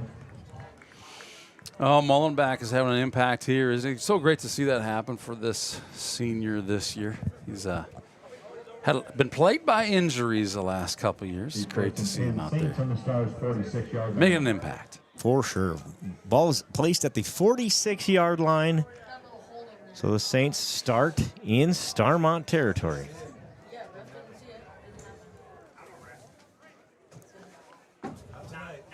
The folks in the booth think there could have been a holding penalty on the other side in this one. No call. Schwiesau back to pass. Looking for Chase Haugen, incomplete. What a pretty spiral. That's a beautifully thrown ball. He can throw a beautiful pass, can he? Just overthrown there. Makes it 2nd and 10. First incompletion of the season for the sophomore Schwiesau. Wow. Stat guy earning his money in the booth tonight. Yeah, he is. Back in the wishbone are the Saints on 2nd and 10. Clevenger, middle. Joe Clevenger plows ahead for 4. Ponch, are we in 4-down territory? I think maybe. Come on. Yes. Yes is the correct answer. That baby. Give him 3, Joel. Let's give him 3 on that one. 3-yard carry for Clevenger. 3rd and 7. 3rd and 7. First down was incomplete. And 3 points for Poncho as well. That's right. Yep. Give him some XP, experience points, for knowing the answer to that question. Could this be the QB keep we've been looking for? It is not. It is the pitch to Corbin Michaels. First down, Corbin Michaels, and more. Corbin Michaels, touchdown Saints. Corbin Michaels goes 43 yards to pay dirt, and the Saints lead 36-3. Saints are looking to score no matter what on that one. Joe is calling for quarterback keep. Maybe, but maybe it's a pitch to Michaels for a touchdown instead. That is, he just reads the defense perfectly, does the sophomore quarterback Porter Schwiesau, gets it into Corbin Michaels' hands. Corbin Michaels turns on the afterburners. He does the rest. 43 yards and a touchdown for Corbin Michaels. Extra point attempt coming. We're going to go back and try this kick thing again.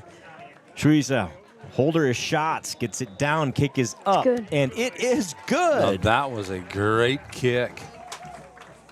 Schweizer gets the extra point, and the Saints lead 37-3. 7:10 to go in the first half, and it's all Saints. Saints with a 34-point lead here. Ponch, you know what the running clock rule is here in high school? Isn't it when it hits the 2 minute, or it's either the 2 minute or 5 minute, the clock just keeps on running? I'm pretty sure it's the 2 minutes. So actually it's a point differential. If it's 35 points difference between the two teams, the clock will run nonstop with the exception of timeouts and penalties. There you go. Yeah. So, one of our little strategy there. We want to play some football. Let's keep it 34 here in the first half. I don't know.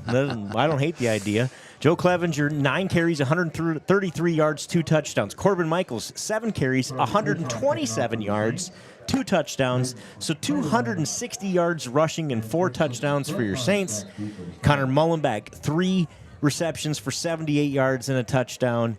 So, of course, Porter Schweizer has 78 yards passing as well. There's your stat rundown for the Saints. Kickoff is returned to about the 35-yard line where the Stars will have it. 7:04 to go in the first half. How many yards passing, Joe? 78. 78. How many completions is that? That would be 3 completions, 3 of 4. Pretty good yardage per completion, I would say. 26 yards per pass. Yeah, that works. Jack Toll is 2 of 11, 40 yards passing. So he's throwing the ball a lot, just 2 receptions. But a lot of them have been close. Give the Saints defense a little credit. He has been under duress all night like he is there, but completes it to the tight end. I believe that's Kleinlein with the first down for the Stars. Nice play there. Kleinlein takes it across the 45-yard line to the 46, 11-yard pass completion for the Stars to start this drive. Kleinlein, number 80, the 11-yard reception. Yeah, it still feels like the Stars are trying to figure out like what offense are they going to use, what plays are they pushing. That was a nice little pass to the outside, good enough for a first down. Brody Dolph, number 29, in on the defensive line for the Saints on this drive. Gets pressure there again, though, avoids it. Does Toll and completes it. A gain of 8. Pass complete to Ryan Kleinlein. Kleinlein, the other Kleinlein, number 2. Excuse me. Let's see here. Do we got a replay there? Who caught that pass for me? Help me out there. Is that 80? Yeah. It is 80. Kleinlein on that pass reception as well. Give him 8 more. So he's got 2 balls to this drive after being quiet for the first quarter and a half. McManigal. Brody Dolph. Brody Dolph, tackle for loss. Good job by Brody. Good pursuit as he enters the game. The junior. Logan Wagner, number 62, out there for the Saints as well. As I mentioned, both of them, they both come off.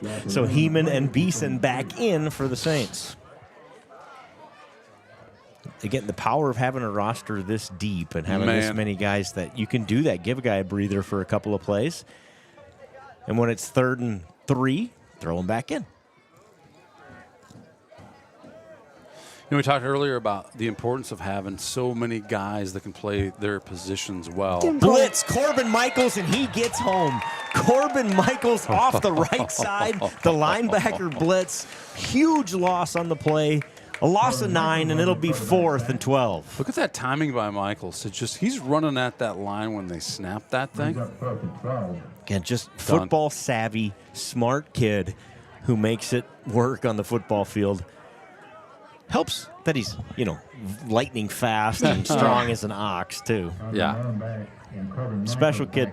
Fun to watch him play football. Mullenbeck and Michaels are deep for the Saints. Thomas in the kick. Punt here for the Stars off the side of his foot. Oh, boy. That's trouble. That was trouble, but Michaels finds a way to pick it up, gets it across the 35 to the 36-yard line where he's tackled by a host of Stars. The Saints will have it, leading by 34 with 4:45 to go in the first half. How long is that commute for the Stars to get here? Usually I look that up. I didn't take a look at that to see how far away they are from home. If only I had a handheld computer that could give me that information. If only you had something like that. If I could spell Starmont with my cold fingers. It's cold out It here is tonight cold up when you're here. not used to I this. was thinking the same thing. Like, if you can type on your phone, you're in better shape than I am. St. Ansgar leads this one 37-3 with 4:44 remaining here in the first half. Schwiesau pitches again. This time Michaels has it. Corbin Michaels rolls ahead for 7 yards on the pitch. Fooled me. I thought that was Clevenger who had that at first. Same. 6-yard gain. 2nd and 4. Starmont's an hour and 57 minutes from here, 109 miles. That's a longer hollow than we made last week. We made a 102-mile trek last week, and we had all interstate. Of course, all construction interstate, but there's not a great way to get to Starmont.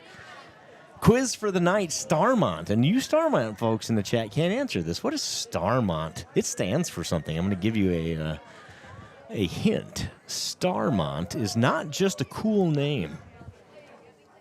Maybe we should let the Starmont folks answer after they've given the non-Starmonts. Teresa looking for shots. Ball bounces up in the air and is intercepted. Bad luck interception there for the Saints. Get him. Returned back to the 45-yard line where Starmont will have it 1st and 10. That ball just great, just nobody's fault. We do have a penalty flag on the play way back at the line of scrimmage. Oh, man, he got personal Porter foul, as he's throwing. roughing the passer. That will negate the interception, and it'll be 1st down Saints. Do we get the replay on that? Yeah, we got the replay. Check the replay Watch. on that, will you, Travis? It's on Porter. Right? So there hits him right after he throws so I suppose he's kind of going at his head with his hands on that one. Can't hit the quarterback in the head and neck area after the ball is gone, especially don't like that. Tough play. Again, nothing, no ill intent there from the big fella, number 72. Just doing his job, trying to get his hands on the ball. Once your feet are in the air, pretty hard to stop. Yes, it is. You see Porter just like, my, this is going to hurt. Both teams now have had interceptions negated by penalty. A pass interference on the Saints and a roughing the passer on the Stars negate interceptions for both teams. Mullenbeck up the left side, gets the corner turned, stays inbounds, down to 35-yard line. A gain of 8 yards makes it 2nd and 2. So Mullenbeck, little stutter step to stay in bounds. You are correct, sir. That's kind of fun. Felt like he was out of bounds right I there. thought maybe the camera showed he was. Yep. Connor Mullenbeck, with his first carry of the night, that is the first time Joe Clevenger or Corbin Michaels have not carried the football, and the Saints ran it. That's the first carry for someone other than one of those two. Back to your regularly scheduled programming. This is Joe Clevenger. That middle run gets the 1st down. See where they spot it. 3 or 4 yard gain.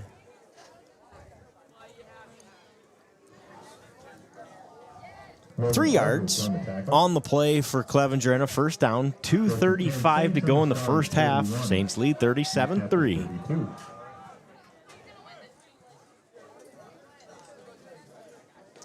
It's a tropical night here in the kids section. Oops, I went a little too far on that one.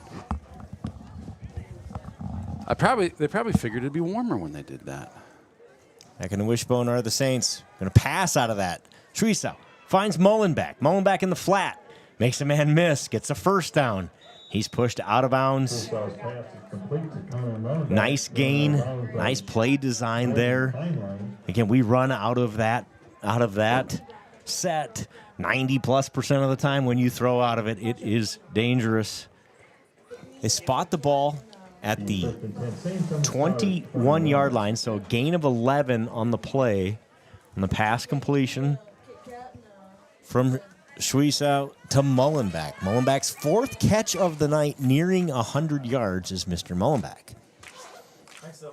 Ellen Felt has a response to the question about Starmont. Do we get to put up on the broadcast? Schwiesau keeps there. They were looking to throw it, nowhere to go, and Schwiesau takes the sack. Loss of 7 on the sack there. Just free rusher there up the middle. I'm not sure. We see a Saint on the ground. Somebody lost footing. Something happened there. And Schwiesau doesn't have time to get rid of it. Heads up defense ends up in Saints negative yardage. Alan Felt says Strawberry Point and Lamont. What do you say, not your average Joe? Starmont. That is correct. That is the correct answer. So Starmont, a cool name, and the combination of a couple of towns right there. Timeout, Starmont. They take their last timeout of this first half. They've used all 3. Can't take them with you. Minute 21 to go in the first half. Starmont, the Saints traveled to Starmont in 2007. I believe it was Halloween of 2007. I can't remember if that was, I believe it was a playoff. It was either a playoff game or it was a game the Saints needed to win to keep their playoff hopes alive.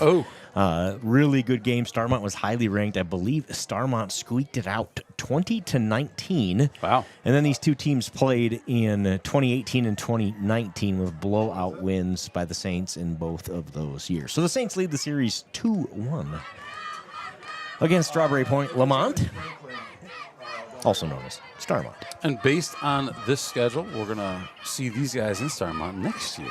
Correct, sir. We'll get to make that 109-mile drive in the opposite direction. So after the sack, it's 2nd and 16 for the Saints. Yeah, 1 second. Do you have the plastic covers? Oh, it is? I don't. Schwiesau pressured again, but gets it off. Throw a jacket on it. That is caught.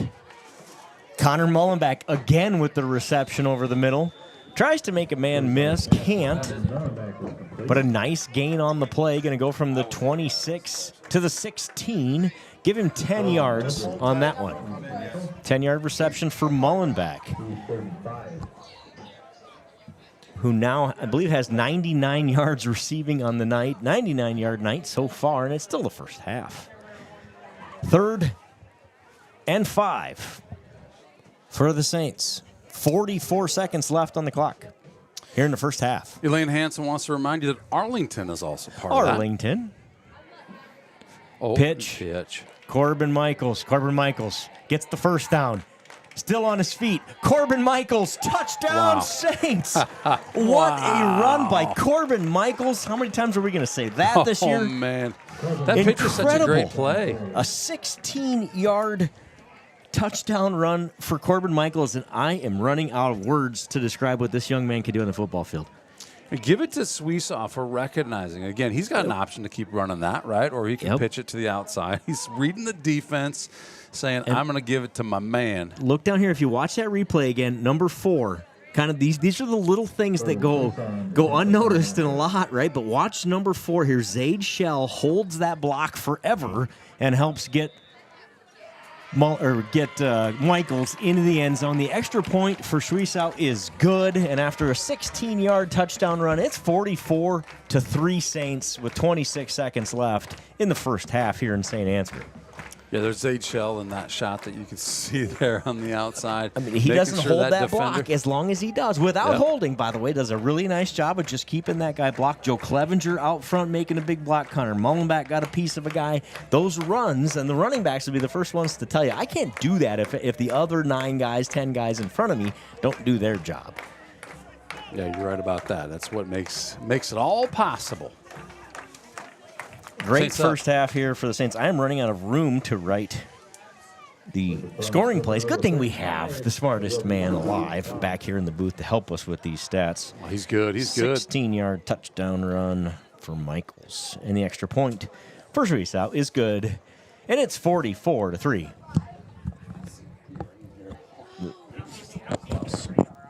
The scoreboard needs to be refreshed. So maybe that's me, huh? Let's see. Yep, I think. We'll get the scoreboard refreshed. It is 44-3. There's 26 seconds to go. There we go. There it is. It doesn't refresh on the other one. Do what? It's on the other scene that it's not refreshing. Oh, okay. Number 42 does the kicking for the Saints here. 42 kicks it off. Let me know when we're on that scene. For the Saints. Starmont will have it. No return. Nice little kick there for the Saints. Stay there, Trav. Starmont will have it with 26 seconds left in the first half at their own 28-yard line.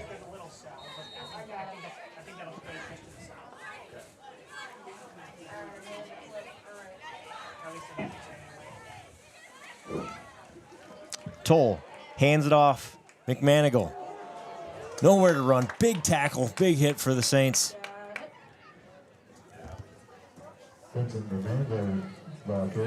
No gain. In fact, loss of one on the play. Lucas Marsden, that's a great point. Without Arlington, it would be Starmont Starmont. or LaBerry. I like LaBerry. That'll do it in the first half. The Saints lead 44-3 over Starmont at half. What a half for the Saints. We'll go to break, and we will come back and regale you with the tale of a big stat night on senior night here in St. Ansgar for these Saints. I love it. Alan Felt leaves us something to think about here. Who has the most all-time touchdowns for St. Ansgar? Alan, if you know the answer to that, that could officially make it trivia, because then we could utilize it and get some guesses out there. If you don't know, well, we might be able to find some people to find that answer. I don't know that answer. Not your average Joe might. I know where I can find it. Duke Scoop says he knows it. We're going to talk about that more when we come back. In the meantime, crank up the commercials. These Saints TV sponsors keep Saints TV free to watch. Don't you go anywhere. Second half coming right up. Saints leading 44-3 over Starmont.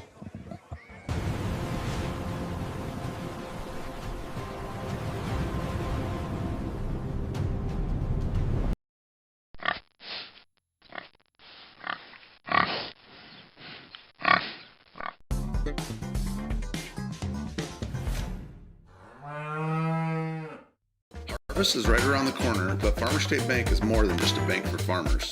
So whether you're a small business owner, a student, or a family, FSB is the right financial solutions for you. We are a family-owned local community bank with 7 locations across North Iowa. Visit one of them today or check out our website at fsbbanks.com.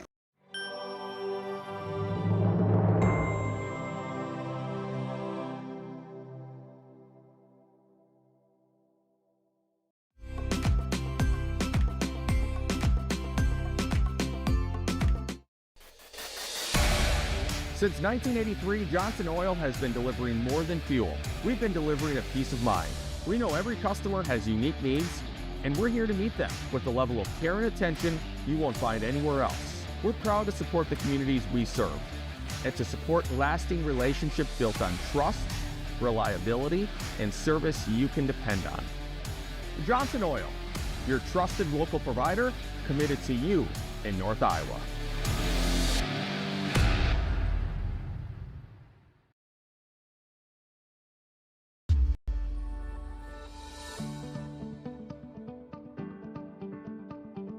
Focus Insurance Team, safeguarding our neighbors in northern Iowa and southern Minnesota from risk.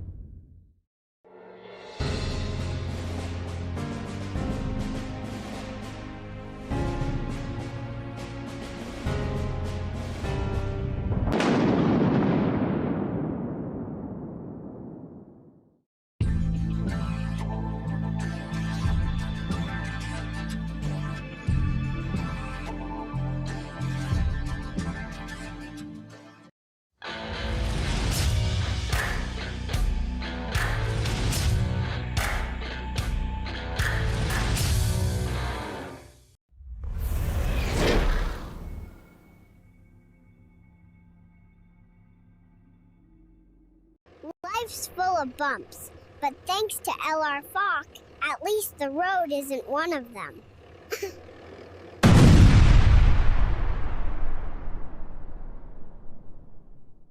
And we've got a really pretty cool rock here. This is from LR Falk Construction.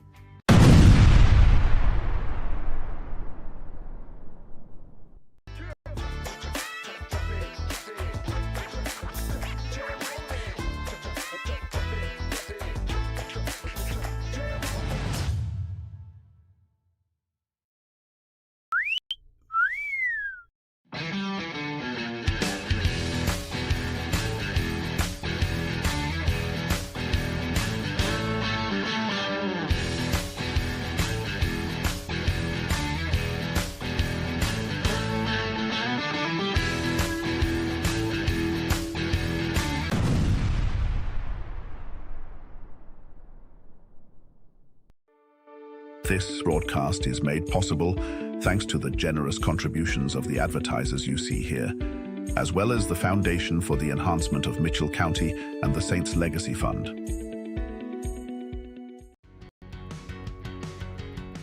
Every single job that we do, either one or both of the owners are on the roof overseeing and often installing the products, which is something that we really pride ourselves on and make sure that we're going above and beyond.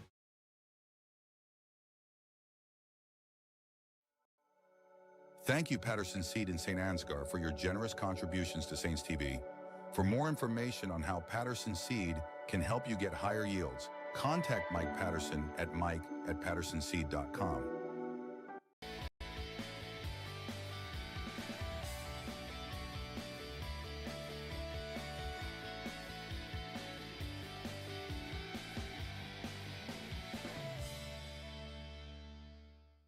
Sealed up the roof tighter than a hippo in a hot tub, and now I'm homeless.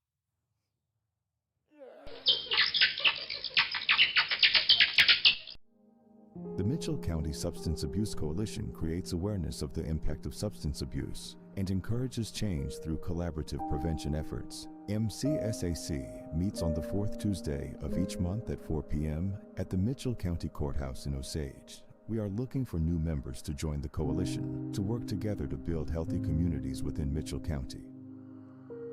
Protect yourself and your loved ones this flu season by getting your flu vaccine with Mitchell County Public Health and Home Health.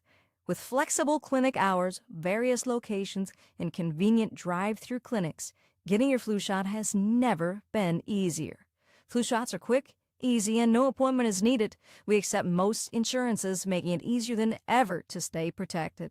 Visit www.mcpublichealth.com or find us on Facebook to see our full clinic schedule. Did you know the EJ has an app available to download in your App Store for free? We can't wait to hear how you like it.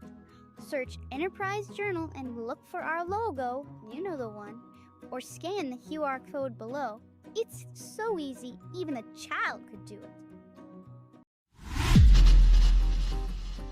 The Canine Cabin Kenneling and Pet Services proudly supports our Saints athletes. Thank you Box K Beef and Freeman Welding for your generous contributions to keep this stream free to watch. I'm pretty good at most things, but when it comes to buying crop insurance, there is a better way.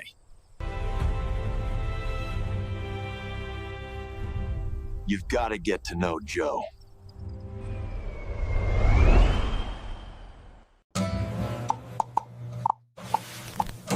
Oh my, milk house is getting bubbly.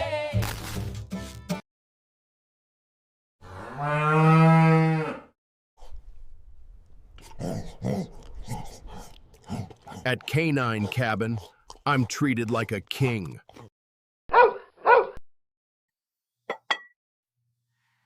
I can always find the perfect gift at Home Sweet Home in St. Ansgar. Colbert Realtors helped us find the perfect home. Love you guys!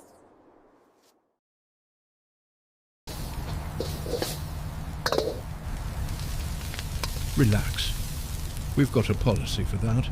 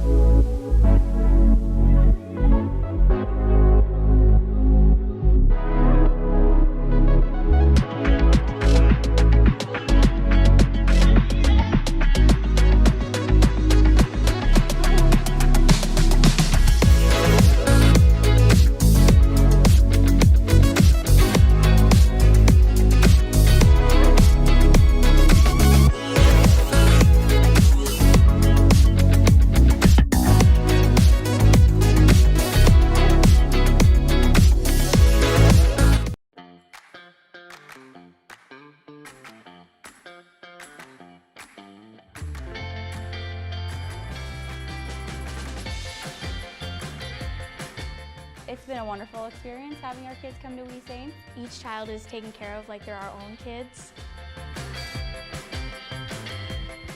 I'm really excited about the future for We Saints. We're excited to get a grant for this expansion, and we'll be able to take 50 more children once our expansion is complete. Our community has been incredibly supportive, whether it be from donations or people just banding together to help out with small projects. The staff are friendly, the atmosphere is great, and there's a great daily structure.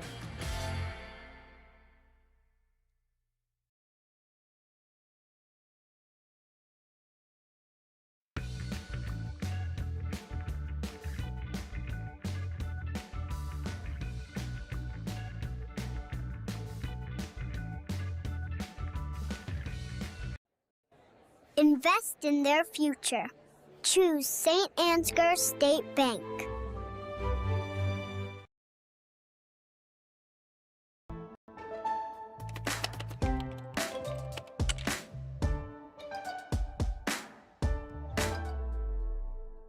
Before I knew Joe. Before I knew Joe. Before I knew Joe. Before I knew Joe. Before I knew Joe. Before I knew Joe. Before I knew Joe. Before I knew Joe, buying crop insurance was hard. There's a better way to buy crop insurance. You got to get to know Joe.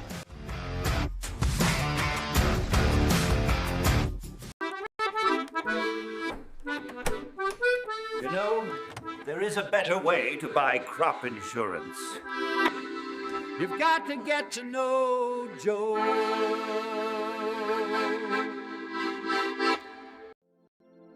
This broadcast is brought to you in part by St. Ansgar Chiropractic.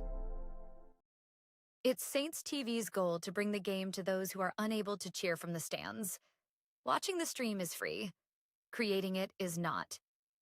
Please consider donating to our cause through our donation partner, Give Butter. 100% of your donation goes directly to the St. Ansgar school system, where it is used for the education of our students, the equipment used to create these streams, and the athletic department so that our students can keep competing in the sports that are near to their hearts. Thank you for supporting St. Ansgar, and thank you for giving Butter.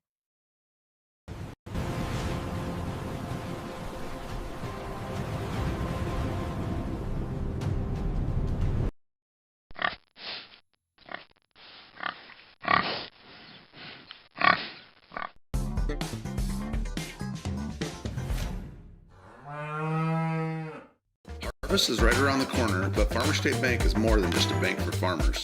So whether you're a small business owner, a student, or a family, FSB is the right financial solutions for you. We are a family-owned local community bank with 7 locations across North Iowa. Visit one of them today or check out our website at fsbbanks.com.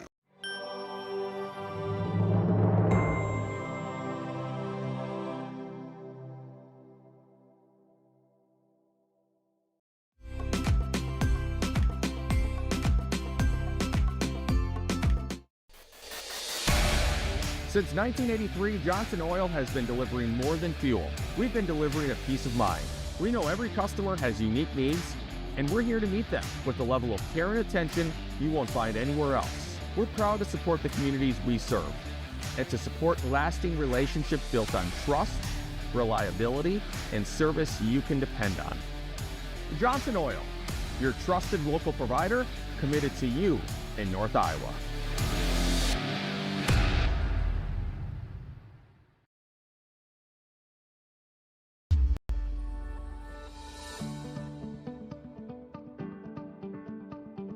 Focus Insurance Team, safeguarding our neighbors in northern Iowa and southern Minnesota from risk.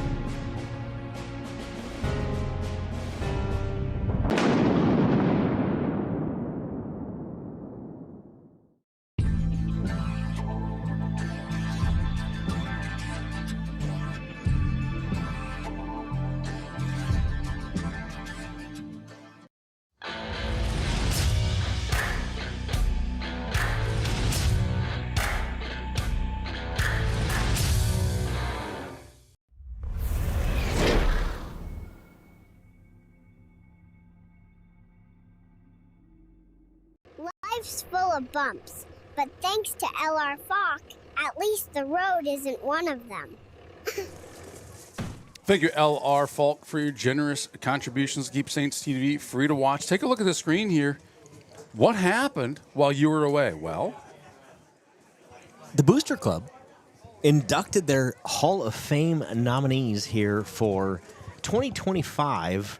The late Stephen Muller, class of 1963, I believe, here for your Saints. Those are members of his family, his daughter Laura and her family here to represent the late Stephen Muller. He's inducted into the 2025 Class Hall of Fame. And then also Natalie Halfman-Baxley.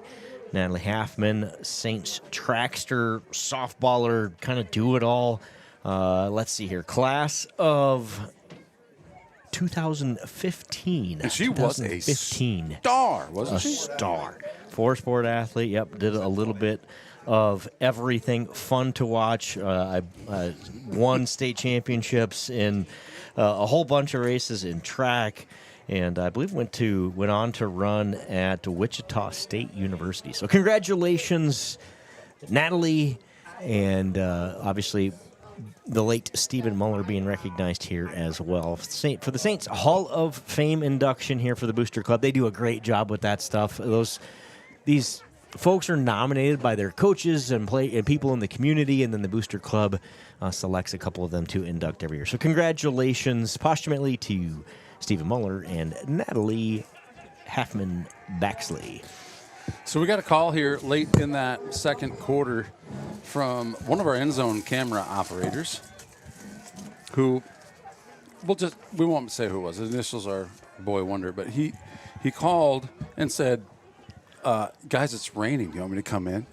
We were like, what are you? There's a 0% chance of rain. It's not raining on our end of the field. Well, guess what? It was raining. Actually, it was. At their end of the field. And it's now raining on the entire field. So at halftime, the guys come in and they kind of recharge. They bring their batteries, and we get them new batteries and things like that. And one of the cameras was completely dry, and one was soaking wet. and when you're the organization buying the cameras, Eric, it's one of those kind of shocking things to see a camera that wet. Yeah, and it's all my fault. Like, we have covers, as Duke said. We have covers for these cameras. We have some really nice covers to keep the rain off the cameras.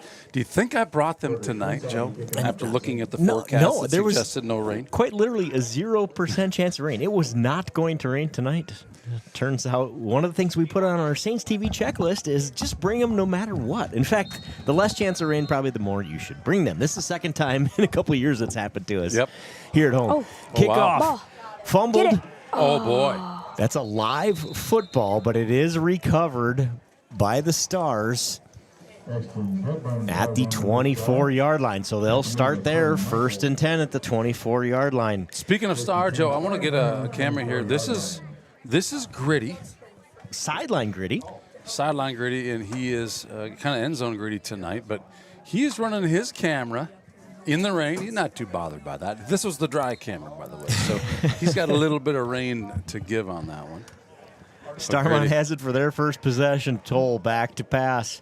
Finds a receiver out of the backfield. That's number 24. He touched the ball once last week, did 24.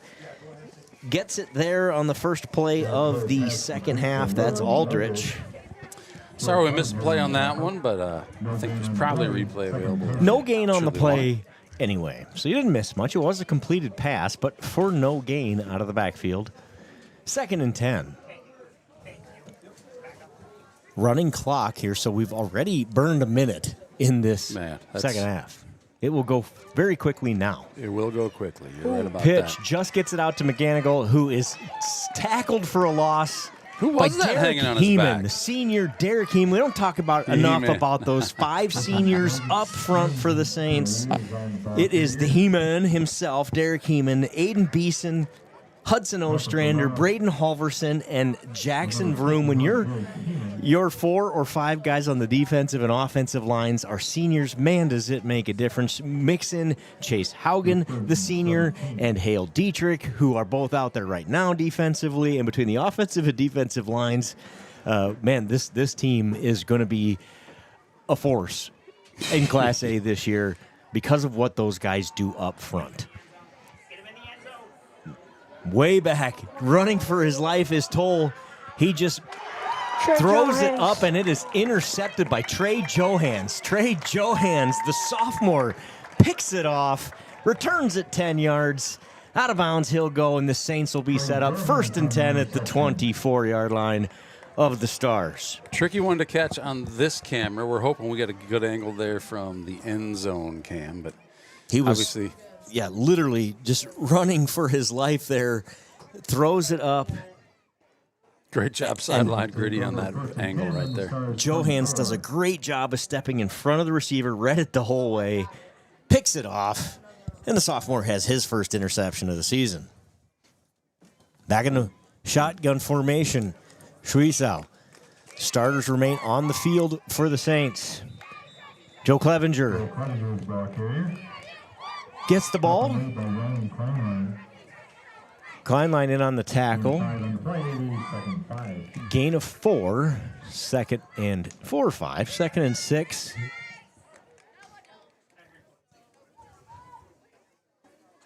A couple quick stats for you. Corbin Michaels, 9 carries, 149 yards. Joe Clevenger, 11 carries, 141 yards.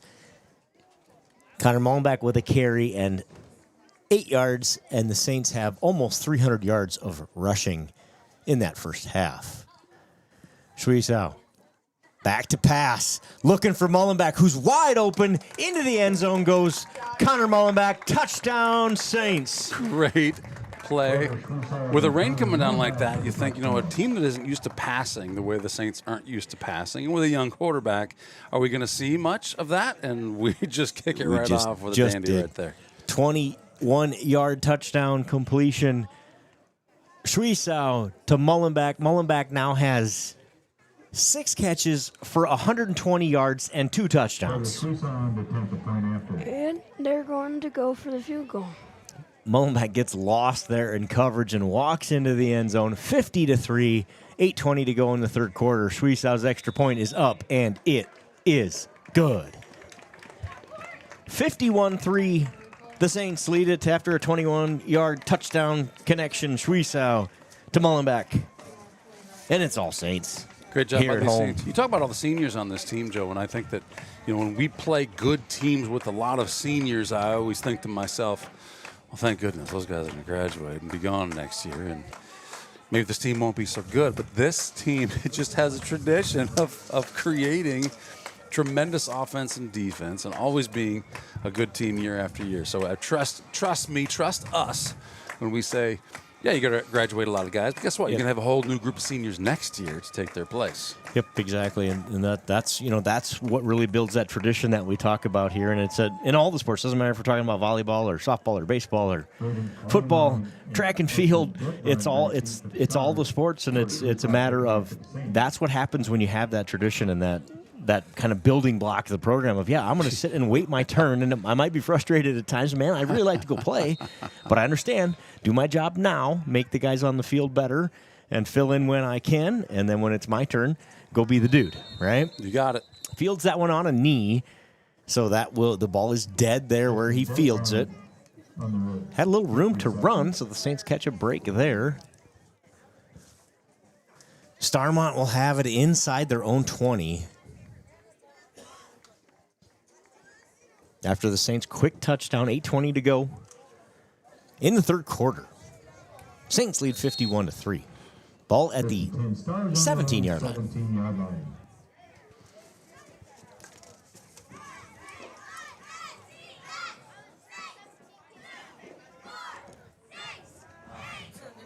Toll running again. Gets loose. Gain of 5 on the scramble there. Was looking downfield to throw it. Nobody open. Good coverage for the Saints secondary. A little bit of over pursuit there on a blitz from the outside. Be a gain of 4.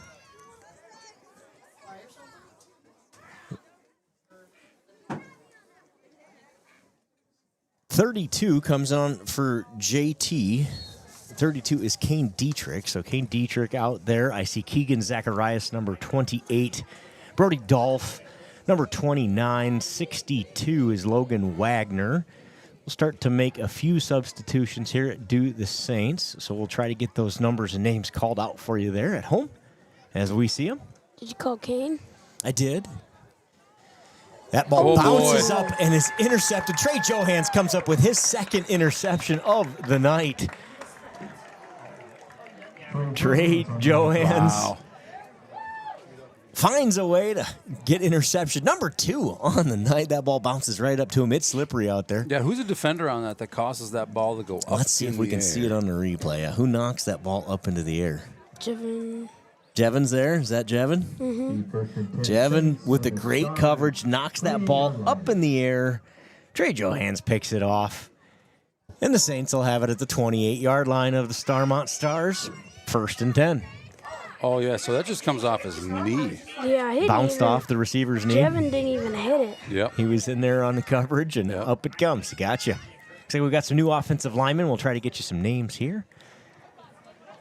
Handoff. Hard running there for Kane Dietrich, number 32. Alex Gonzalez in for the Saints, number 53. 77. Let me get you a number. 77. That's the center. Is that Baker? That'd be Ryan Baker then, right? Baker. Yep, he's in at center. Gotcha. Thank you, sir. Nope. Working with color here, folks. Bear with us here while we try and get our colors corrected on the broadcast. Gavin Squire in at quarterback. He hands it off. Brody Dolph, number 29, out there. He gets the carry. Tackle made by the middle of the defensive line. So the Saints have several backups in. 21 is Hunter Hillman. Or excuse me, Hunter. His little brother, Landon Hillman. Little brother Lando. Where did I see Hunter? I saw Hunter in one of these games. I just saw him this week, too. That's what made me think of that. He came the Osage Ansgar JV That's game. what it was. Yes, that's what it was. Hard running up the middle again. Pushes the pile ahead for a first down for the Saints. Dylan Rodriguez running back to get the play. Dolph gets the first down. 54 is Mason Beeland. I see him out there. 74 is Zach Jensen.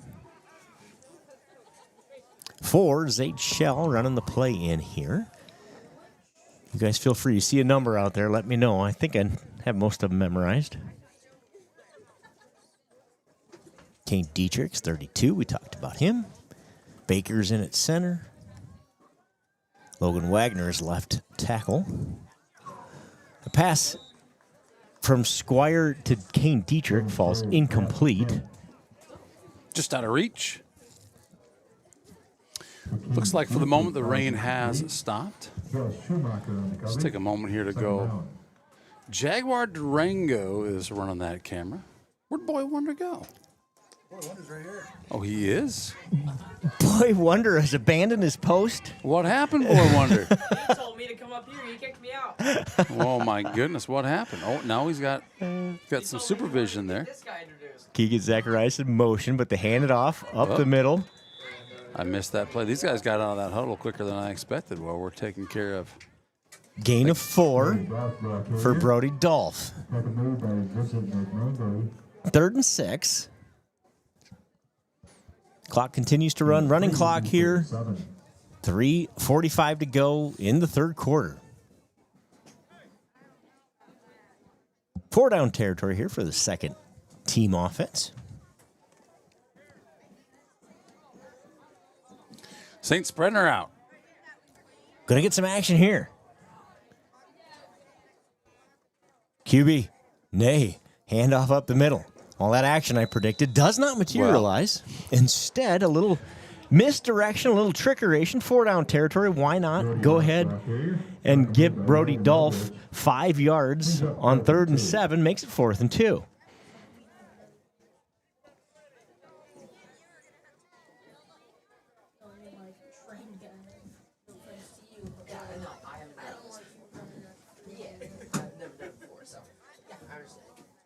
Spreading her out one more Spread her time. out. on I think we'll fourth get down. another heavy dose of Brody Dolph here.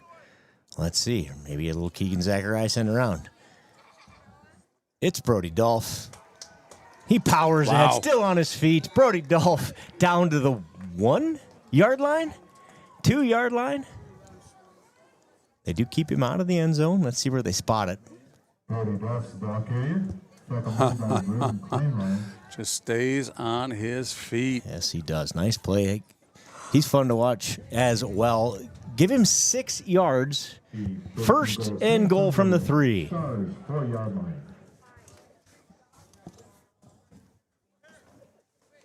Darlene Dolph chiming in with the Go Saints. Squire hands it off. Pushing ahead is Dietrich. He's tackled short of the end zone. Kane Dietrich, the ball carrier, he takes it inside the 2, where it'll be 2nd and goal. Kimba Tsunami, thank you on the scoreboard tonight. Her job gets a little easier when this second half with that score or the time clock. You don't have to shut that off. You got it. Gain of 1 there. 2nd and goal from the 2. Second team offense in for the Saints. Squire under center, Dolph right behind him. I believe Squire keeps. Tackled short of the goal line. Not by much. That is Squire on the keeper. Be 3rd and goal from the 1. 3rd and goal from the 1. That ball's spotted inside the 1. See if we can get an offensive line with a little push here. My guess is you're going to get a heavy dose of Brody Dolph. Right up the middle here. More rain. Brody Dolph follows up along that line into the end zone. Touchdown, Saints. I was a little ahead of myself. I was getting ready to say it's raining points in here, but these referees weren't so quick to just follow my lead on that. But Dolph rolls it into the end zone. Let's see that replay again. Can you back it up just a second? I got to see here. He's got 1, 2, 3 guys on him, and he just rolls right there into the end zone. Good job, Brody Dolph. Kid runs hard. Shweisau on for the extra point attempt. It is 57-3. 41 seconds left in the 3rd. Running clock here in St. Ansgar. Shweisau's kick goes into the line. No good. It'll stay 57-3. 1-yard touchdown plunge for Brody Dolph. And the second team offense here in the 3rd at the end of the 3rd quarter. Saints lead it 57-3.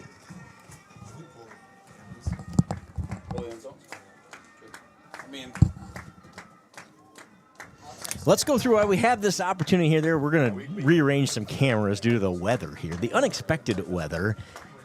Porter Shweisau officially going to end his night 6 of 7, 120 yards passing, 2 touchdowns. Receiving, Connor Mullenbeck, 6 catches, so all of those completions are to Connor Mullenbeck. He has 6 catches, 120 yards, and 2 touchdowns. The Saints have 319 yards on the ground. Corbin Michaels, 9 carries, 149 yards, and 3 touchdowns. Joe Clevenger, 11 carries, 141 yards, 2 touchdowns. Brody Dolph adds 6 carries for 20 yards and a touchdown on that drive as well. What a night for the Saints all the way around. Jack Toll for Starmont is 3 of 14 for 40 yards. McManigal has 11 carries for 1 yard. Saints defense has showed up as well.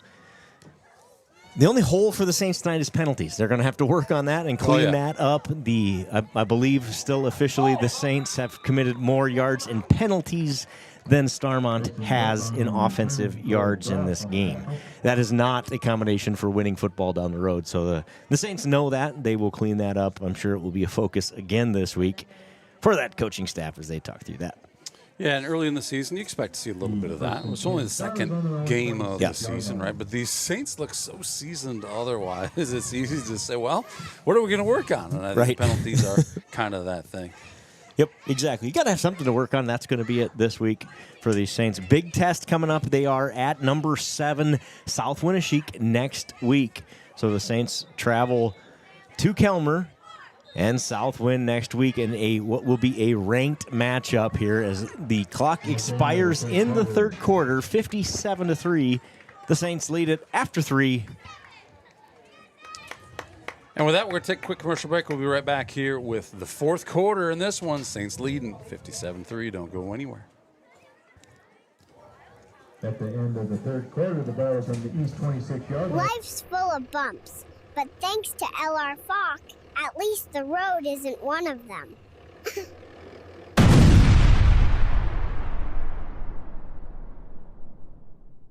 And we've got a really pretty cool rock here. This is from LR Falk Construction.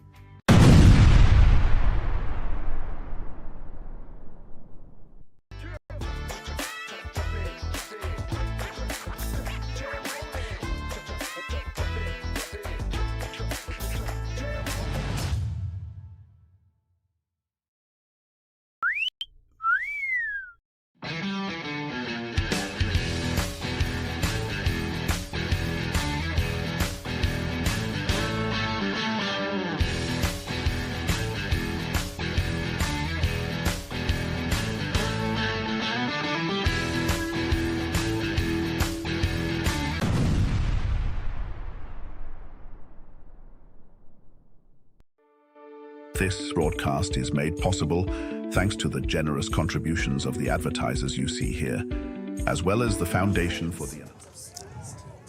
Well, that was fast. That was fast. I think even the break was probably on a running clock. On a running clock, yeah. I think you might be right. McManigal on the carry, give him 6 yards. Keegan Zacharias makes the tackle. Looks like a lot of new faces out there defensively for the Saints as well. Gavin Squire is out there. Jevin Damon been in and out tonight. He's out there right now. Landon Yinger, number 20, makes his first appearance of the night, I believe. Back to pass. Intercepted. Zaid Shell. Zaid Shell picks the pass off. That is Toll's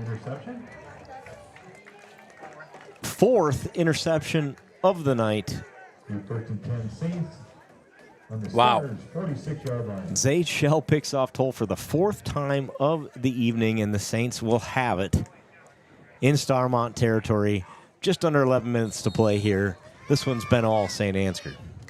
A little disclaimer on the camera angles of the first 3 quarters and a little bit of rain. We had end zone cameras. We pulled those end zone cameras. The weather has not been favorable. So now it stopped. All we had to do was pull the camera operators.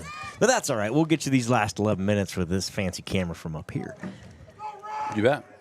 So if the play gets missed. Keegan Zacharias breaks free into the secondary. Goes Keegan Zacharias. Nice carry there. 20-yard gain. Had the camera guy fooled on who had the camera once again. Great job, Keegan. Oh, the second team offense clicking for the Saints as well. All the way down to the 27-yard line. They make it a 19-yard gain, I believe, officially. If you're just joining us on this one, as you might have imagined, it's been all Saints tonight. They lead 57-3. Took them a minute and, 20 seconds to score the first touchdown? Something like that. QB keep. Gavin Squire near a first down. For Squire on the QB keep. Design draw there. Give him 10 yards in the first down. Gavin Squire scrambles ahead for 10.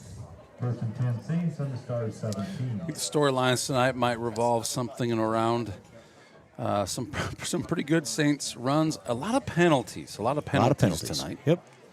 Yeah, and that's, if you're making your list of pros and cons, goods and bads, the offensive and defensive lines for the Saints owned the night tonight. The running backs and receivers all played really well. Just got to clean up those penalties.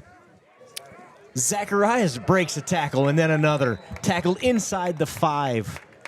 Keegan Zacharias, first down, Saints. They're going to spot the ball at the 3-yard line, 14 yards for Keegan Zacharias. He's on the looked carry. really good this year, hasn't he? We watched, and we'll broadcast again Monday night, the JV game. So we're doing those as well, football-wise.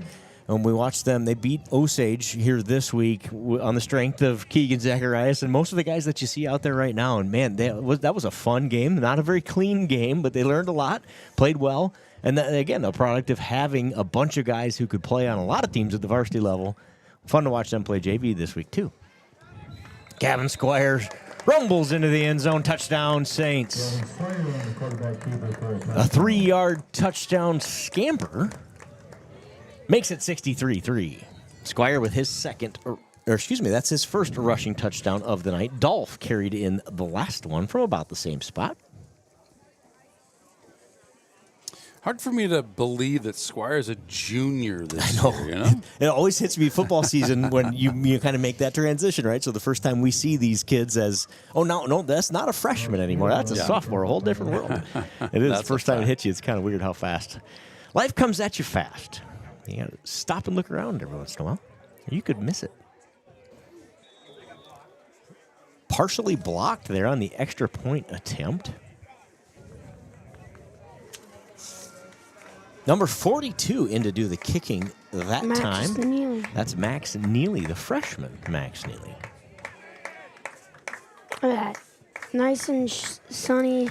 Right? That's how we started the night, with a beautiful fall evening. Joe Clevenger was the star of that first quarter. Had 100 yards darn near in the first quarter. He ends the night with 141 and 2 touchdowns. Corbin Michaels, 149 and 3 touchdowns. Saints have 365 yards of rushing tonight and 123 yards through the air. 485 total offense for the Saints, and there's still 8 minutes to go in this running clock football game. We're at 63-3 Saints. Yeah, look at the skies on this one. This is the reason we didn't bring any weather gear. Right? This is what we were expecting. How could you possibly need it?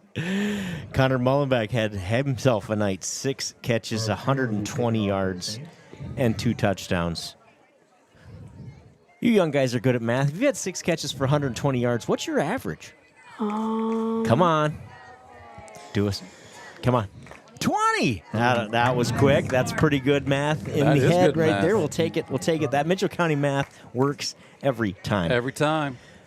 Thanks for joining us on Saints TV tonight. Do not miss next week's game. Be in Calmer for the 7th-ranked South Wind Warriors and your Saints. That should be a fun one. That'll go a long ways towards deciding District 3 champions. Early in this one. I know it's early, but that's going to be a key week. Good return for the Stars across the 40, down to the 43-yard line. Hey, Boy Wonder, thank you for chiming in. Also had some hiccups with the cameras tonight. I'm not sure about hiccups with the cameras. They just got a little wet. They just got a little damp. I'll be interested to know, Boy Wonder, if you want to chime in here and tell us what kind of hiccups there were other than just being wet. 68, Corbin Rashavi out there. I don't think we've seen him yet tonight, so let's get his name out there. He played really well in that JV game the other night. Came in for due to an injury and played a great game for the Saints. Tackled for loss there is McManigal. So it looks like most of the starters for Starmont are still out there. Loss of 1 on the play, 2nd and 11. Good job. I don't know if we see the replay. Who was in on the tackle there? I could not see through the mass of humanity. The cheerleaders count by 2s when you get to a certain point. Is that what's happening? I'm not sure what point that is, but they do count by 2s. That's a big run right down the middle. McManigal gains 8. Zacharias in on the tackle there at the end. He's 3rd and 2.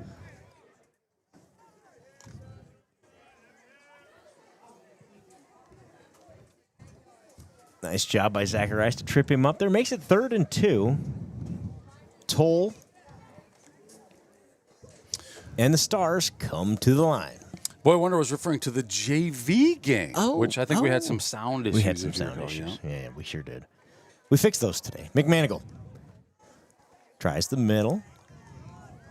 McManigal. Still on his feet. Hard to get that kid down. Yeah, Not Your Average Joe did a little detective work today to try and get that microphone issue resolved. I'm anxious to see the result of that. I hear it might be all better now. Saints had lots of bodies on him, unable to bring him down. Ball now spotted at the 39. Big gain and a first down for Starmont. Clock rolls under 6 minutes.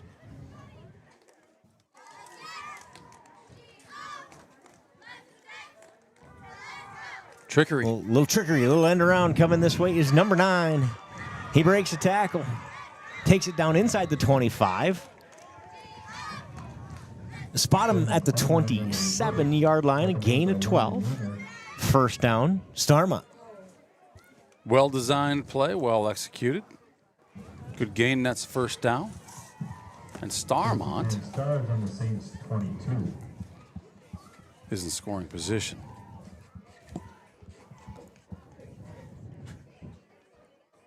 Saints have their second-team defense in. I see Lucas Cruzy, number 15, out there as well, trying to get everybody called out here. McManigal breaks a tackle again. He's met by a host of Saints. Slowed up there by Shell, and then I think Gonzalez and Beeland and others finish him off. Zaid Shell on the tackle. On the play. Nice job by Zaid Shell. 2nd and 8 after a short gain.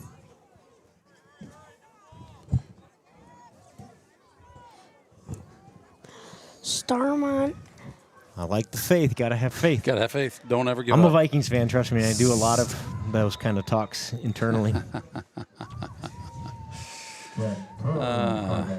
Quarterback keeper there. Toll gets 6, makes it 3rd and 2.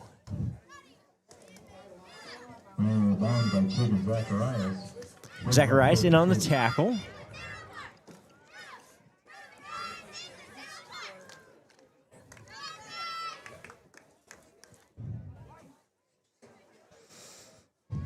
Saints volleyball doing great this season. Wow, so it's fun to watch. Yeah, a lot of fun to watch, isn't it? Ball's on the ground. Boy.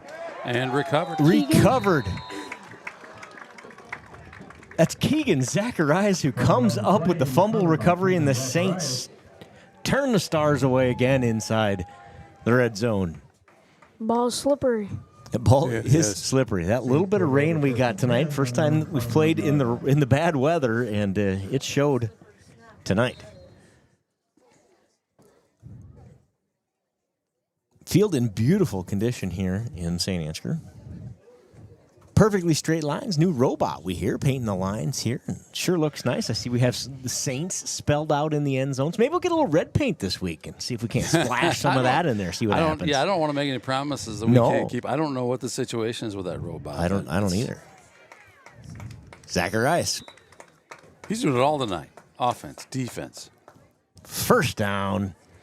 Keegan Zacharias. Under 3 minutes to play. The ball was spotted at the 21. It will now be at the 33. So that's a gain of 12.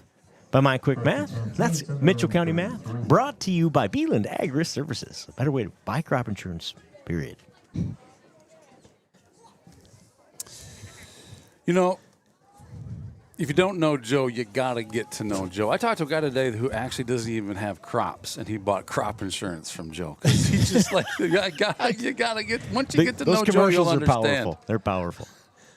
No doubt about it. We have some fun with these commercials. My favorite is the Falk. I can't. The rock. What is the? Yeah. What is the? That's a really nice rock. Something like that. Something like that. That's great. Yeah, that's an 8-second gem. Who had the ball there, sir? Dietrich with the carry. We talk a lot about the fastest Gain man of 6 alive. for Dietrich. That might be Dietrich. It might be. We offended a couple of Saints TV viewers last week that think they're faster. Mm-hmm.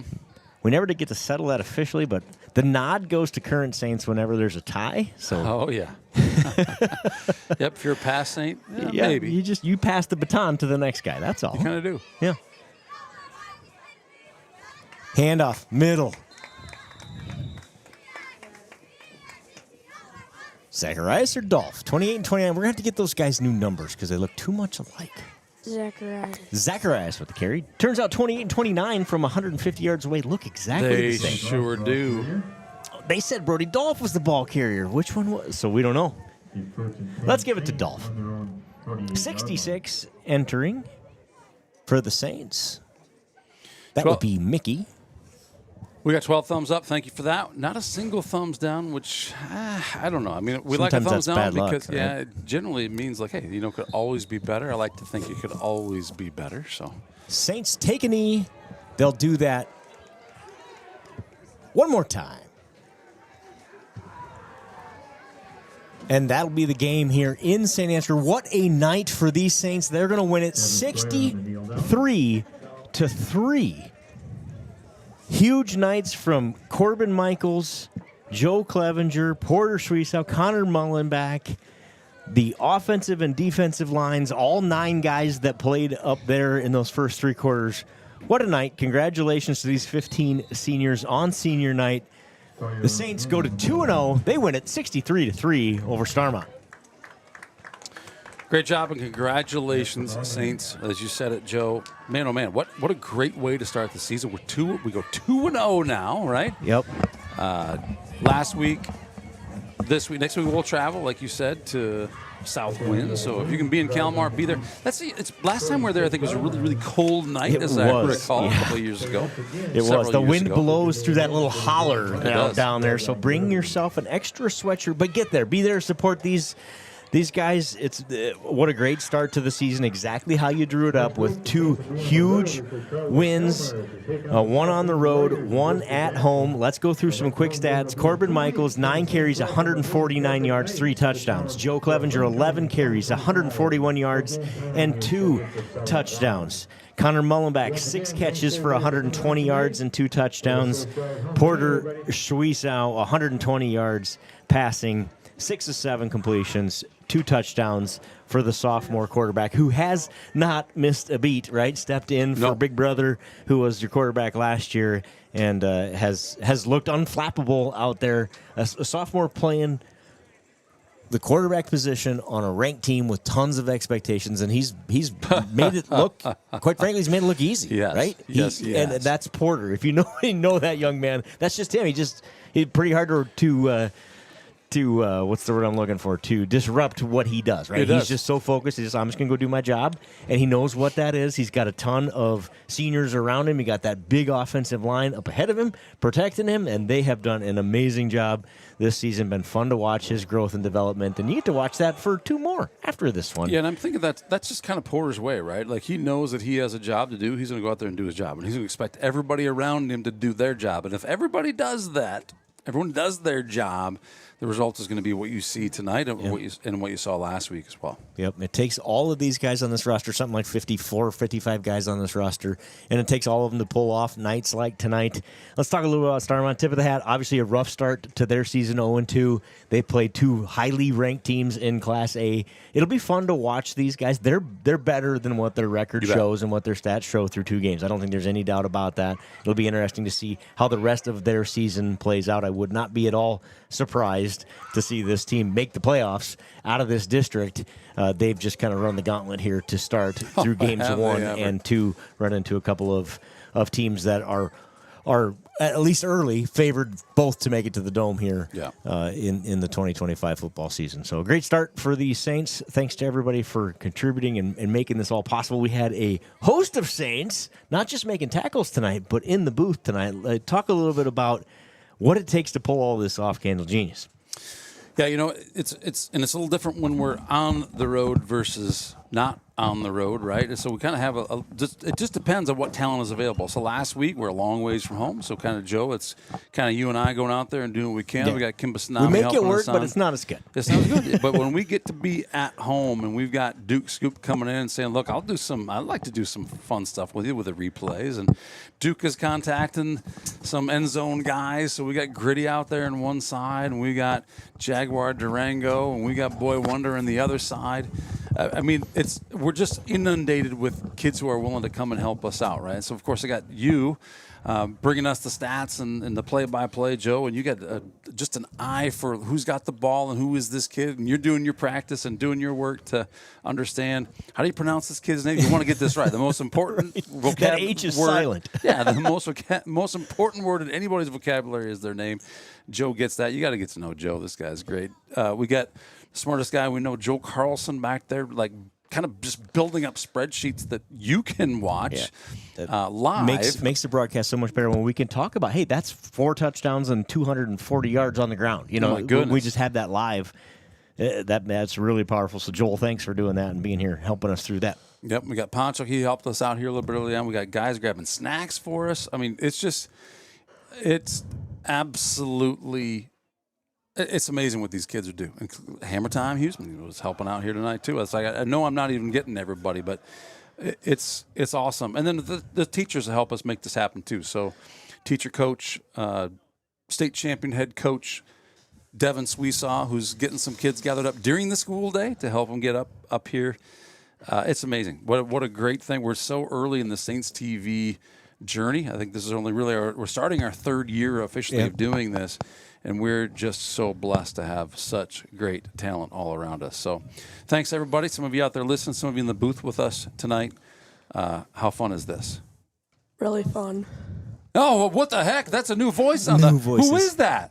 Identify yourself, sir. I'm Jax James. Is that what they call you on this broadcast? No. What do they call you here? Jaguar Durango. Jaguar Durango. Coming at you live on Saints TV.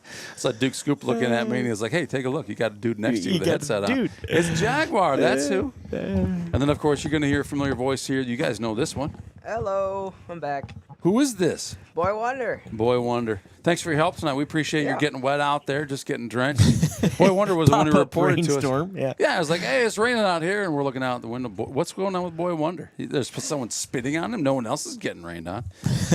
Turns out he was right. You were getting rained on. We were getting rained on. That side wasn't. That That's side crazy. was. And that was nutty. That was nutty, wacky stuff. Wacky. So that's it for football until next week. Got a JV game going on Monday, right, Joe? Yep, we'll have the JV game 6 o'clock. We'll be here. That one's here.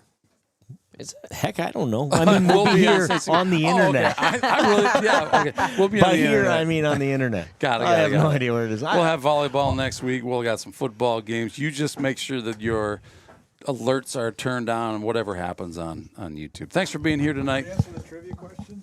Oh, do we have the answer to the trivia? I mean, that was a big time. The most touchdowns in Saints history. Yeah. Was it history or no? I think it was game. Per game. Whoa. What is that tiny little, what is that?